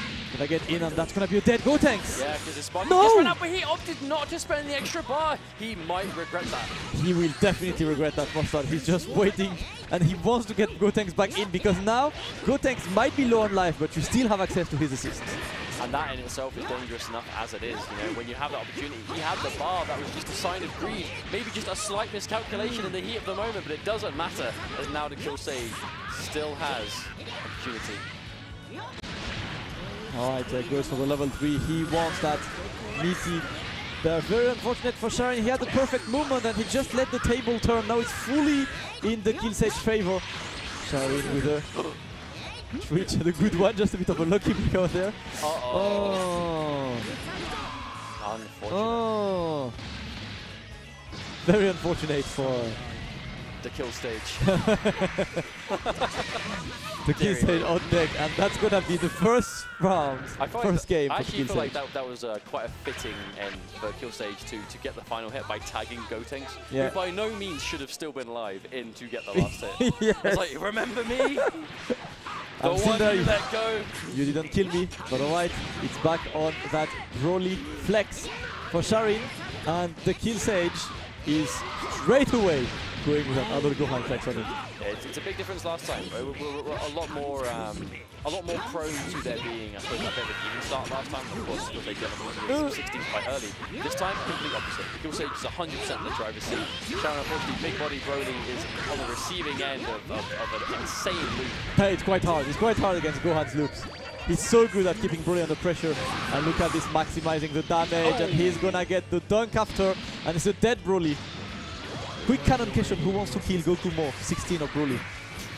I mean, Broly wants to, 16 is Goku. Broly wants to because he was born and Goku was annoying him. So he was basically born to kill him. Same thing, but no more Broly. It's a mirror on 16 side. And the kill stage slowly but surely sitting on the driver's seat. Okay, this is going to be a hard knockdown. Sharon now to the receiving end of this, and the quick cross-up, the classic Android 16. He doesn't have assist though, just got the one bar. Yep, used on the vanish. Oh, look at this damage coming through. Oh, if only he had one assist. If only had the ball. He has to pop that sparking straight away to keep his 16 alive. Okay, we're going to do the extension of Vegeta. Means he's not going to have it for OP, but obviously he's in sparking, so that assist is cooling down as we speak. So even though he used it in the combo, the time this level 3 takes has got Vegeta assist back again because he's in sparking. Oh, the patience with Kill Sage. I love it. Oh! Okay, punished. Simple and efficient. He's probably going to try to snap that 16 back in. Yes, he does. Setup going to be, that's a good block as well. He tried the command grab, but Sage was ready for this one. Absolutely, Kill Sage also has his sparking left, so Sharon invested quite heavily there. Oh! I need to get 2H point blank. Still not able to get much damage, and he gets that 2M to open him up. One character to go for Sharin. Quite a difficult situation, has no sparking, has to face Kill Sage with all his resources. The question is, what can Sharon do off this? Not having the sparking is going to make this comeback so much more difficult, especially considering Kill Sage is playing so much cleaner here as well. Like, you see kind of a bit of a slight rough start in the first game, but just not here. And there we go, there's the sparking activation. Almost certainly going to be a touch of death here. He's got in Gotenks. It's going to be Ghosts into Android level 1. Are we going to see the extension like before? No, not even going to be required. That's a lot of particle effects, and that is one dead Vegeta. Sharon is sent to the loser bracket. Kill Sage with a dominant showing, 2-0, moving on in full play. I would say very heartbroken for Sharon, really. I had a great start. I had that moment where he could very much have gotten that first game and completely crumbled, and after that he never was able to come back into the game. It's a shame because you can't help but look at that kind of thing and think, you know, if only it was a little bit different.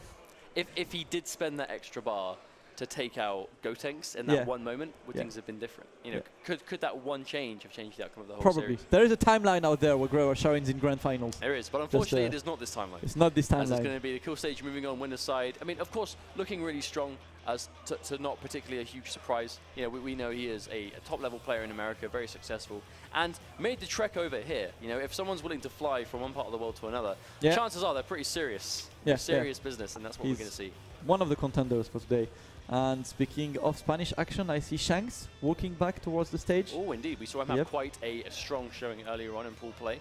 So not at all surprising to see him still moving through. The question is, who is his opponent? He's going to face Junior Leo, who we saw as well on the stream before. That's going to be an interesting game. Junior Leo, quite a solid player. It says on the screen. I am apparently completely blind. I cannot read names. Sorry about that. There it is. Junior Leo is going to go back on. And Shanks, obviously, one of the most convincing. Junior Leo, who still only plays this game part-time. But has been getting more into it lately, has been getting better, has been getting results. I mean, he entered Sonic Boom and got 13th, I believe, which is quite a good result for a part-time player again, and he's been putting more time in the game. Let's see what the result is, because now he has a big opponent to face in the name of Shanks. Indeed, and Shanks, of course, coming off the back of success at Sonic Boom, where he had some amazing games against Goichi. He was able to do, to be honest, very well for himself. So I'm looking forward to seeing him. Maybe we can get that run back here this weekend at some point.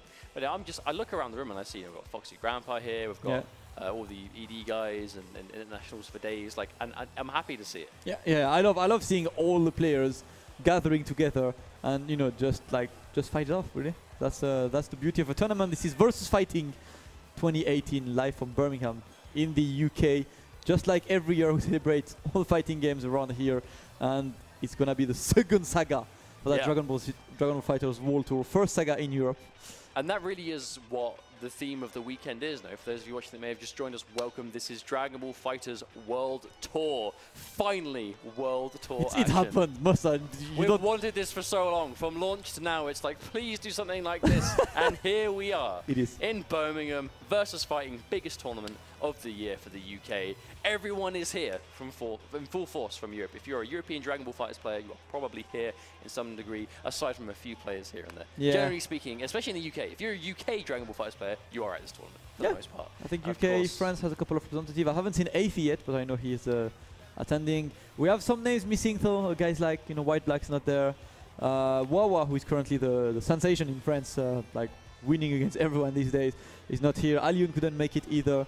Unfortunate lack of player, but we still have more than enough quality players to have an absolutely amazing tournament. Of course, we don't have every name. Of course, Alyun, Leffen, like I said, Wawa is not here. I haven't seen Afi, even though I'm pretty sure he's around somewhere. And of course, White Black. Basically a couple of French guys, right? But even then, it's like French are lacking representation. They do still have some amazing players here doing well for themselves. But we always have Ultimate Fighting Arena also later in the year for Dragon Ball FighterZ World Tour action. Also, Saga event, that is the key. The winner of this tournament will be awarded the 2-star Dragon Ball and get their guaranteed ticket to the Dragon Ball FighterZ World Tour Finals, where currently the only confirmed player is Kazunoko. And I don't know about you, but I find the idea of however many players can qualify versus how many top-level players are in this game, this is going to be like a staggeringly difficult tournament. It's going to be extremely difficult. I mean, I feel like every time we watch Dragon Ball Z these days, it's just more and more stacked because, you know, we basically had this arc where Goichi was the villain and no one could beat him ever. And until everyone... It was the perfect being. That was the perfect being. Like, that was the proper first arc of the Dragon Ball FighterZ anime, right? Eventually, Sonic Fox rose up the challenge. Sonic Fox, the young hero. Dogra took him down.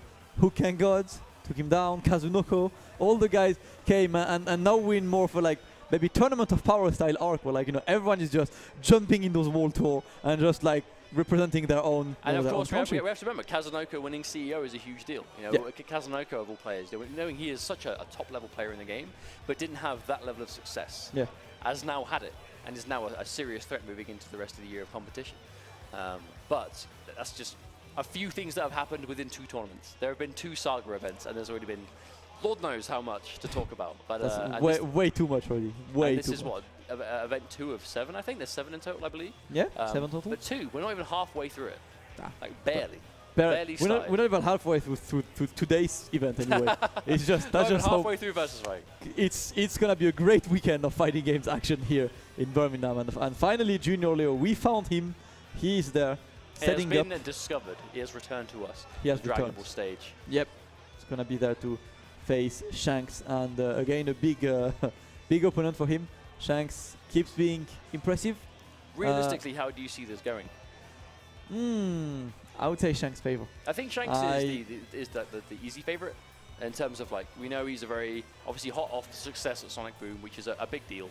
I know you said before that Junior Leo might not have put as much time in Dragon Ball as the other competitors. Yeah, we know that Shanks is definitely one of those. Shanks is fully on Dragon Ball, and you know, in this game, experience matters so much in terms of defense, in terms of recognizing little situations, in terms of optimizing. It requires so much work that, generally speaking, if you have a face-off between 2 good players who have a big difference in experience, the most experienced one wins because he's just more used to that pace of the game. Absolutely, especially at this stage of competition also, right? Because I feel like even if you've been in tournaments before, it's, you know, a major event it brings with it a certain kind of atmosphere, a certain level of pressure and expectation that kind of locals and smaller scale things can't really replicate. But that being said, you know, Dragon Ball is still quite a new game in the grand scheme of things. You know, Dragon Ball FighterZ has been out for about, what, 4 or 5 months, if that. And it feels so much longer because there's just been so much support and so many events for this game already. Yeah, it feels like this game has been part of the FGC for years. Yeah, it feels like it's a natural part of the FGC. That's just how the game feels. All right, Shanks, 18, Gohan, Adulto, and Goku against Junior Leo. Got Gohan, Trunks, Vegeta. I have to say I'm a fan of watching 18. Like, she's a very particular character, has a lot of very interesting sequences. She is fast. Yeah, she's fast. She is a swaggy character. When she's playing, it's Dragon Ball Z on screen. Yeah, it's like 100%. Yeah. Now, are we going to see the same thing? You remember that Shanks basically played a one-player game, near enough, in the first match we saw him off today. It was very much kind of like his opponent spent the entire time blocking until they got hit, and then they were knocked down, and then they were blocking again, and that was kind of rinse repeat, and it did come down to this incredible Android 18 that did so much of the work. The beam was here to cover her approach. And she is with the command grab. We tend to forget that 18 has a command grab, and yes, she does have it. You need to be mindful of it at all times. Junior Leo able to tag Trunks in. Gonna try to keep that Gohan out to rest. Okay, there's the tag in there. Not happening. Tag in, very low to the ground. This is going to be an easy capture for some plus frames here. Oh, the delay. I like that delay. I really like the idea from Shanks there. Did not quite work, but got the opening straight after, and that's already a dead Gohan adult for Junior Leo. Was looking for, because we know that Junior Leo didn't go for a vanish, he didn't have the bar. When he was waiting for almost like a super dash, something like that, where we do see as quite a popular option there. Base the vanish though, this Junior Leo. He's going to get a clean punish here. There's some corner carry. We say about corner carry. Big Trunks, low key. Does have quite a lot of corner carry for himself. He does. Also. He definitely does. Oh, wake up DP. Gets the teleport as well, but Junior Leo with the challenge straight away on that 18. Gonna try to send out the corner. No, he's just getting Gohan back. Wanted another Dragon Rush. Does not get it yet, and an opening for Shanks. Okay, has him back to the corner also. Has one bar, come back to the spender here. Goes for the quick setup, but gonna get a big opportunity here. And this is probably gonna be a dead Trunks for Junior Leo, unfortunately. That's almost certainly. And then tags into 18. So this is a perfect situation. This is party time for Android 18. He has 3 characters, both assists ready to go. He's got bar, he's got sparking, and he only has to worry about 1 character. Yeah. Simple execution and gets the opening. Can he touch of death with that? I'm not sure he hasn't activated anything. Far forward, I think. Yeah, unfortunate spacing. I mean, 18 is quite recurring in terms of execution. Her combos are quite precise, so you will commonly see 18 players dropping small combos. I mean, she's a lot more tricky than a lot of characters, like traditionally speaking. Yeah. That's what happens, right? When you've been playing a character this much, that kind of execution does need to come as second nature. But that's going to be a level 3. Setup from this will be guaranteed, along with 2 assists also. Definitely. Dangerous for Junior Leo. That's a good sequence for Shanks there. Looking to just break Vegeta's arm. Just reproduce that faimous scene. Oh, no. All he needs to do now, blocking, and Junior Leo wants the opening, but the blocks are here. There's an opportunity again. No, we see the assist connecting. There isn't that early slightly knockdown. I like the attempt from Shanks there. Bit of a cute setup there. They're probably going to lose Android 18 unless this doesn't do enough, but it should do. It's been used early enough. No! Oh, 1 pixel of life, and he gets Gohan to just... Oh, what a reflector by Shanks! So ready. Junior Leo just got hasty there. He wanted to get us straight away, and Shanks masterfully punished that one and get the first game. He survived by Magic Pixel. Gohan came in and just human shielded all the damage, and then still ready to reflect. That was wonderfully played from Shanks. Quick recognizing of the situation. Manages to start things off strong again. This is a bad start for Junior Leo. And Android 18 has this kind of damage going already. He is blocking. If the Dragon Rush immediately tags Shanks, he's seen that one before. Yeah, great reaction there, and he's trying. Good vanish there. I'm not sure what Shanks tried to challenge this. Junior Leo was not ready for this. Still gets another opening in the corner. It's actually a lot of damage in Android 18 also. Junior Leo can keep this going. 1 bar spend, there's the level up. Oh, but the raw tag on wake up. Junior Leo definitely has got some damage there if he was ready, but it was meant to be. Oh, super dash hit on the other side in the last minute. Very surprised to see that. Right, the blocks. Happy not pressing any bottom there. Keeping the assist going, and Shanks gets the opening, and Adult Gohan has more than enough bars to kill him. Yeah, spending 2 just to make sure. Also, the bringing team back in, I think, was one of the more important things there. Yeah, he just wants to start all of these new rounds with 18. I think we're seeing why, just how much work this character can do. Level 3 straight away. Yeah, straight away. That's good. He gets the setup for that. He's still got 2 bars as well. If he can get the right opening, this could almost be a dead Trunks if he gets the right opportunity. Oh, okay, the vanish there. Junior was not interested in trying to block the setup, just wanted to look for an escape solution. It worked. Small drop by Shanks there, could not get the opponent back. No. Yeah, another drop combo there. Oh, punish. Yeah, very surprised he wasn't ready for the 2H. Yeah. Like Junior Leo going for that tag there was almost, I mean, dare I say obvious, but I don't think that Shanks would be ready for it at the very least. But there's a sparking activation. Does he have touch of death off this? That's the damage is building massively. Wow. Monster. Look at the bar melting slowly but surely. Shanks went for a reset, and it looked like this one. I didn't even see the reset. I just saw the combo counter. At some point during all of that, it reset. But where? He didn't flip out. He wasn't knocked down. It's insane stuff though from Shanks. That's like a full life sequence. Definitely. All right. Oh, and of course, Junior Leo just wanted his little Hail Mary moment. Unfortunately, Shanks was ready. Down H. Privileged down H by Trunks. Okay. Sliding it down. Oh no. Just a raw wake up button from Shanks. Wake up standing light. Quite gutsy. But now, 1 and 2. And let's go. That's going to be a dead Trunks. And Shanks going to wrap it up and move on into winners, as Junior Leo is being sent to the Shark Tank in losers brackets. Yes, indeed he is. But that's just the way the cookie crumbles sometimes. That's life of a tournament player. I mean, some of these pools are truly like just stacked beyond belief. Like some of them really are, and it's always weird when you look at a pool and see how many good players are in. It's like only 2 players can make it out of this. Yeah. And it's like insane, because that means that technically should have even 6, man. Like you see the pool names, like how are only 2 of these guys gonna come out? Well, that is just unavoidable, unfortunately. And I'm trying to look around at who our next game might be, as I don't see anyone waiting to go up next. I believe I see Killsage. So we do have Killsage coming back up again on stream, which is going to be cool. Nice to see some more. That Android 16. I don't recognize his opponent though, but I feel like I should. Who is he? Oh, is he Pyro, what's his name? Pyro or something? I think he was working the Hungary flag, was it? Oh. Dex Pyro? Dex Pyro, yeah. I think it's Dex Pyro. Yeah.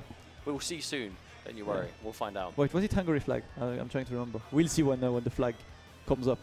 It's Dex Pyro, there we go. There he is. It is, of course, which does mean this is, of course, still winner's side action. I believe we are actually yet... Are we actually yet to see any losers bracket action on the stream? I think it's all winners. We don't want losers on our stream, man. Yeah. It's like winners only, yeah. Yeah, new rule. No losers is ever allowed. Even for top 8. Even for top 8, we're just winners, man. If you lost, get away. Like go play in a corner. But of course, Killsage, winner's side, looking really good for himself. Had a somewhat of a slow start in his first game, but very, very quickly saw to that and ended up just completely steamrolling his second game against Sharon, I believe. But still looking really good. I think the team he's ended up with really suits the way he seems to play this game. Very reliable. One of those players that can seem to beat anyone on any given day. Yeah. If he's really playing well. And today it looks like he's playing well. So I think he's definitely a favourite to get through to the later stages of this tournament, to say the least. Yeah. Of course, Dex Pyro, we saw him. I believe he was the first match we saw in this group of pools. So it has been a little while since we saw him.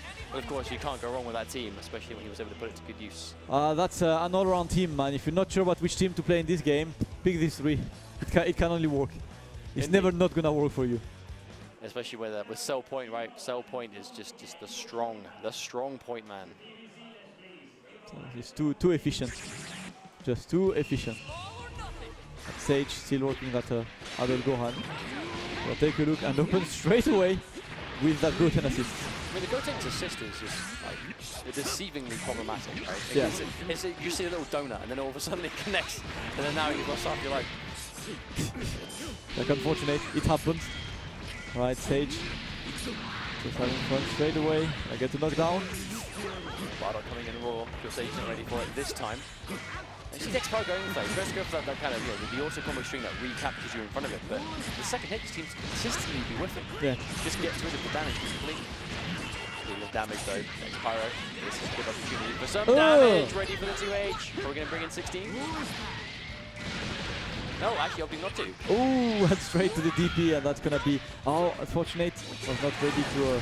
That was a confident reversal as well. We didn't even cover it with an assist. It was just this is going to work, and it did exactly. Play with your hearts.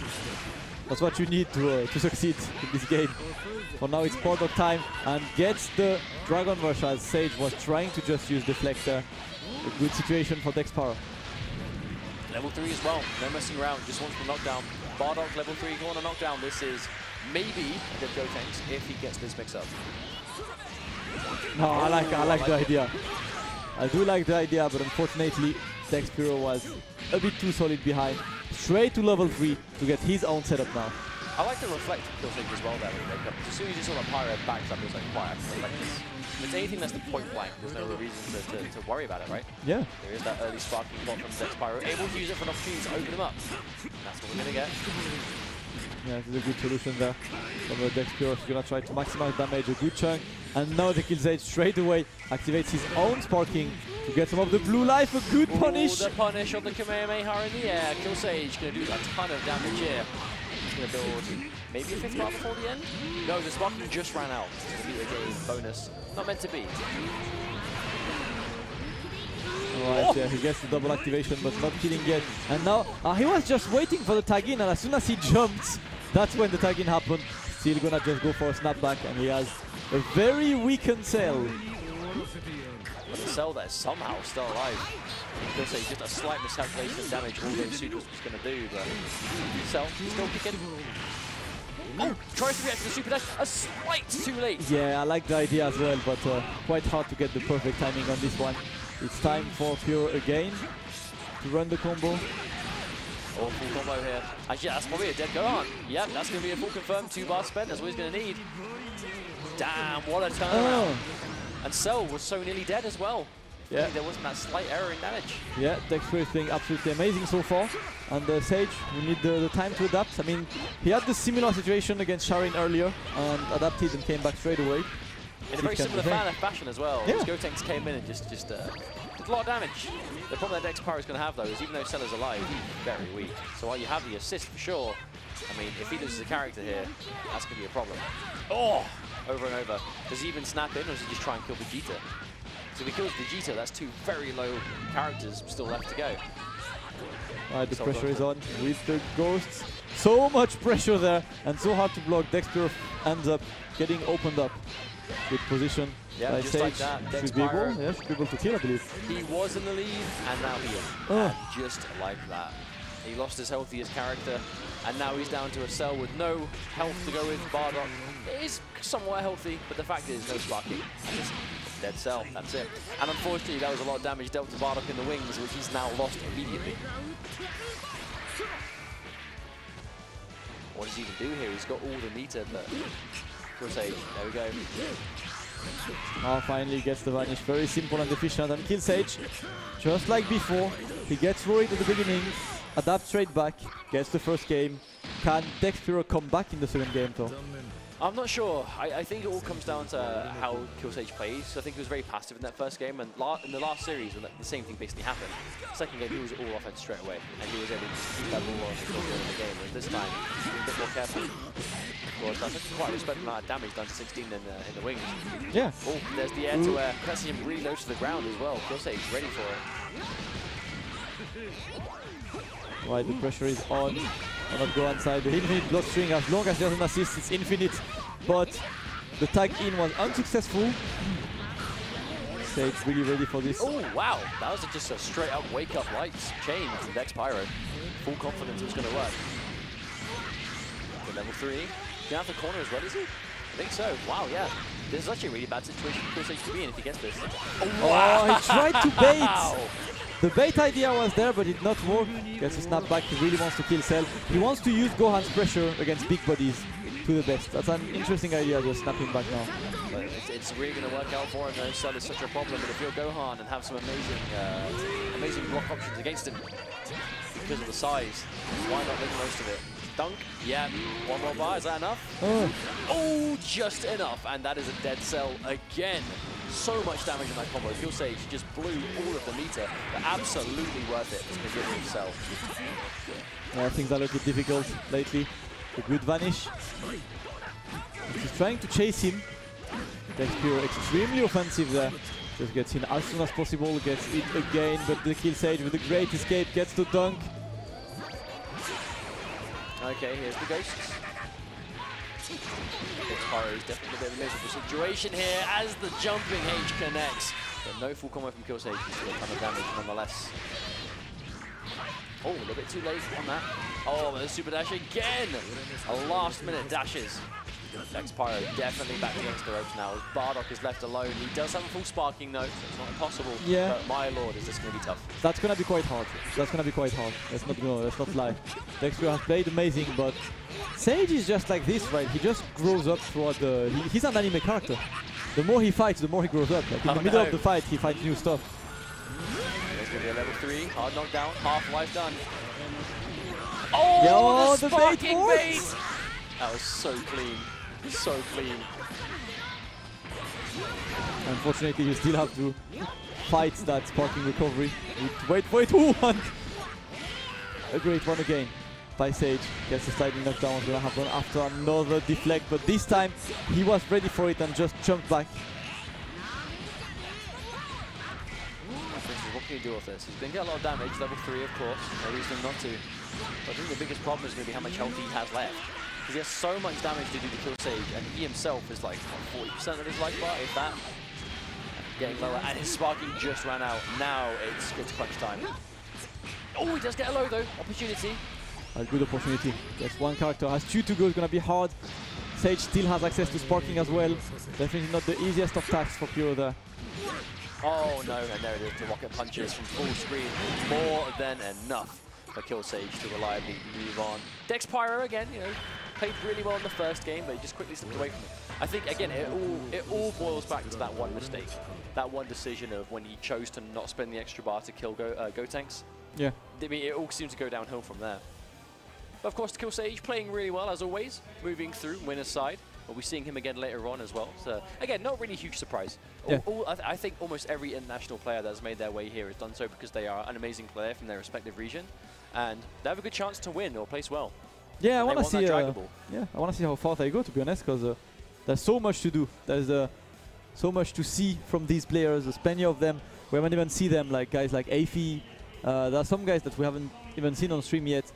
Some big games, according to bracket, are shaping up to happen. RMZ has to face Sonic Fox next. Yes, indeed. That's going to be one to watch for sure. A good one. Speaking of absolutely massive player, Goichi is back. Of course, for the 3rd time now on stream. The 3rd time, has his clock, speedrunning clock with him. So, oh dear. Let's go. So in this first game, we saw, again, like some crazy combos that I've not seen before. Oh, perfect. In the second game, in the second series, we saw an attempt at a touch of death and an uncharacteristic drop, which I'm like, what? If Goichi's dropping touch of deaths, what's going on? Is there something in the water in the venue? Yeah, like, is there something happened. Something happened. You know, like it's unusual, but you know, in the end, he's human. Oh yeah, of course. Yeah, he can only play perfect for so long. I think. Yeah, exactly. And he's gonna face. I can't see his opponent. Yeah, I can't see him. It's going to be a small-eyed Asian. A small-eyed Asian. I haven't seen him in a while. Yeah. But he is, of course, here returning again. He was there before. Senzu Beans. Senzu Beans, of course. There. Look at him, all powered up now. There we go. He's ready for the fight. Optimized candies. Optimized glasses position. Have you seen the optimized haircuts? Have you a breeze, he says. What does that say? It's all like blurry. Good luck. This finna be a breeze, he says. Okay, a breeze for who? Isn't that the question of the day? He did not. Because that says one of two things: either a colossal amount of confidence, or a colossal lack of confidence. Yeah. It's, we'll see. We'll see how he goes. You know, he gets his time to play against Goichi. Yo, Asian picked his team first. So is he going to take the yellow away? Oh, okay, Goichi goes to red. He's gone to the red. He's player 2 anyway, so even if he picked yellow, if they both pick yellow, Goichi gets it. I always thought it was going to pick it first. Yeah. Wow, I didn't know that. I think it's only player 1 who gets his choice. All right. Wow, that's like really unfair. Like top player privilege. All right, well, Goichi running in with the tried and true classic Goichi team.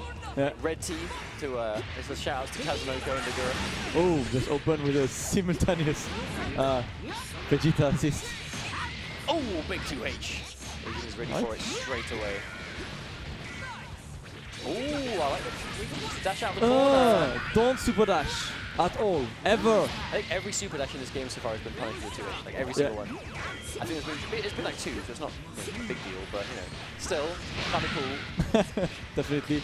All right, Goichi extends as usual, has fun. Oh, so much damage coming through. Level 1. And again, and 2 level 1. Is that enough? What? Listen, don't get opened up I mean, against Goichi ever in your life. I have never seen someone calculate the amount of bars he has to the amount of life you have every time he hits anything at all. It is insane. But this is why Goichi is one of the best players in the world. This is why he carries such a status with him. Yeah, exactly.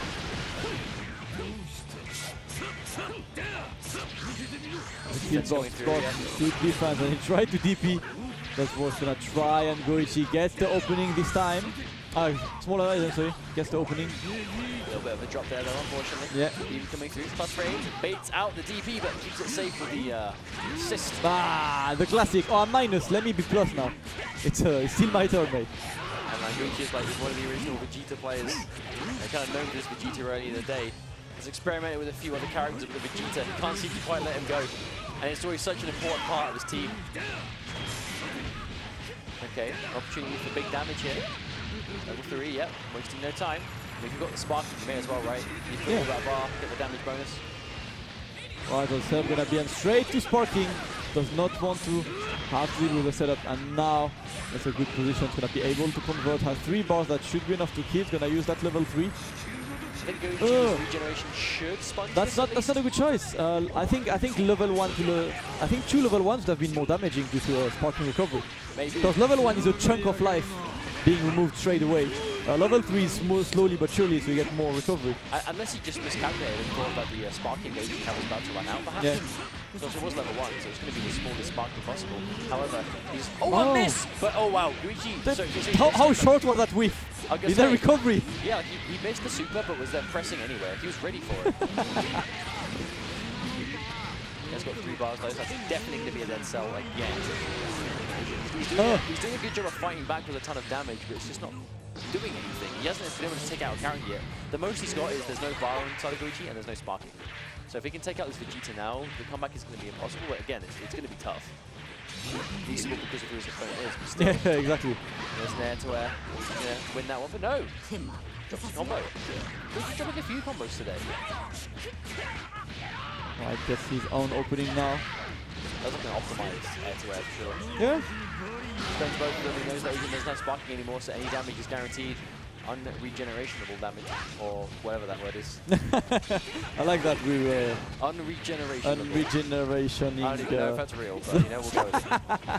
Coining the term now. You heard it here first. Instant. I wonder if he expected that to cross him up. It wasn't meant to be, and that's going to be it. The first game going comfortably to Goichi. Asian did a lot of damage, he did a lot of work, but still 3 characters on the side of Goichi. Yeah. Still, it's Goichi. 1-0 for him. Just needs that one more game. Yes, indeed. 1 away from advancing through again. True Goichi fashion. Team battle. Not taking much risk, Goichi, and just like that, gets the crouching L conversion. Did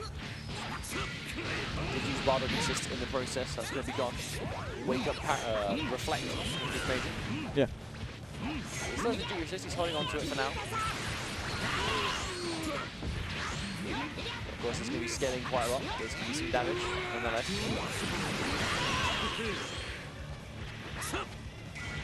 Right, lots of stare down between these two.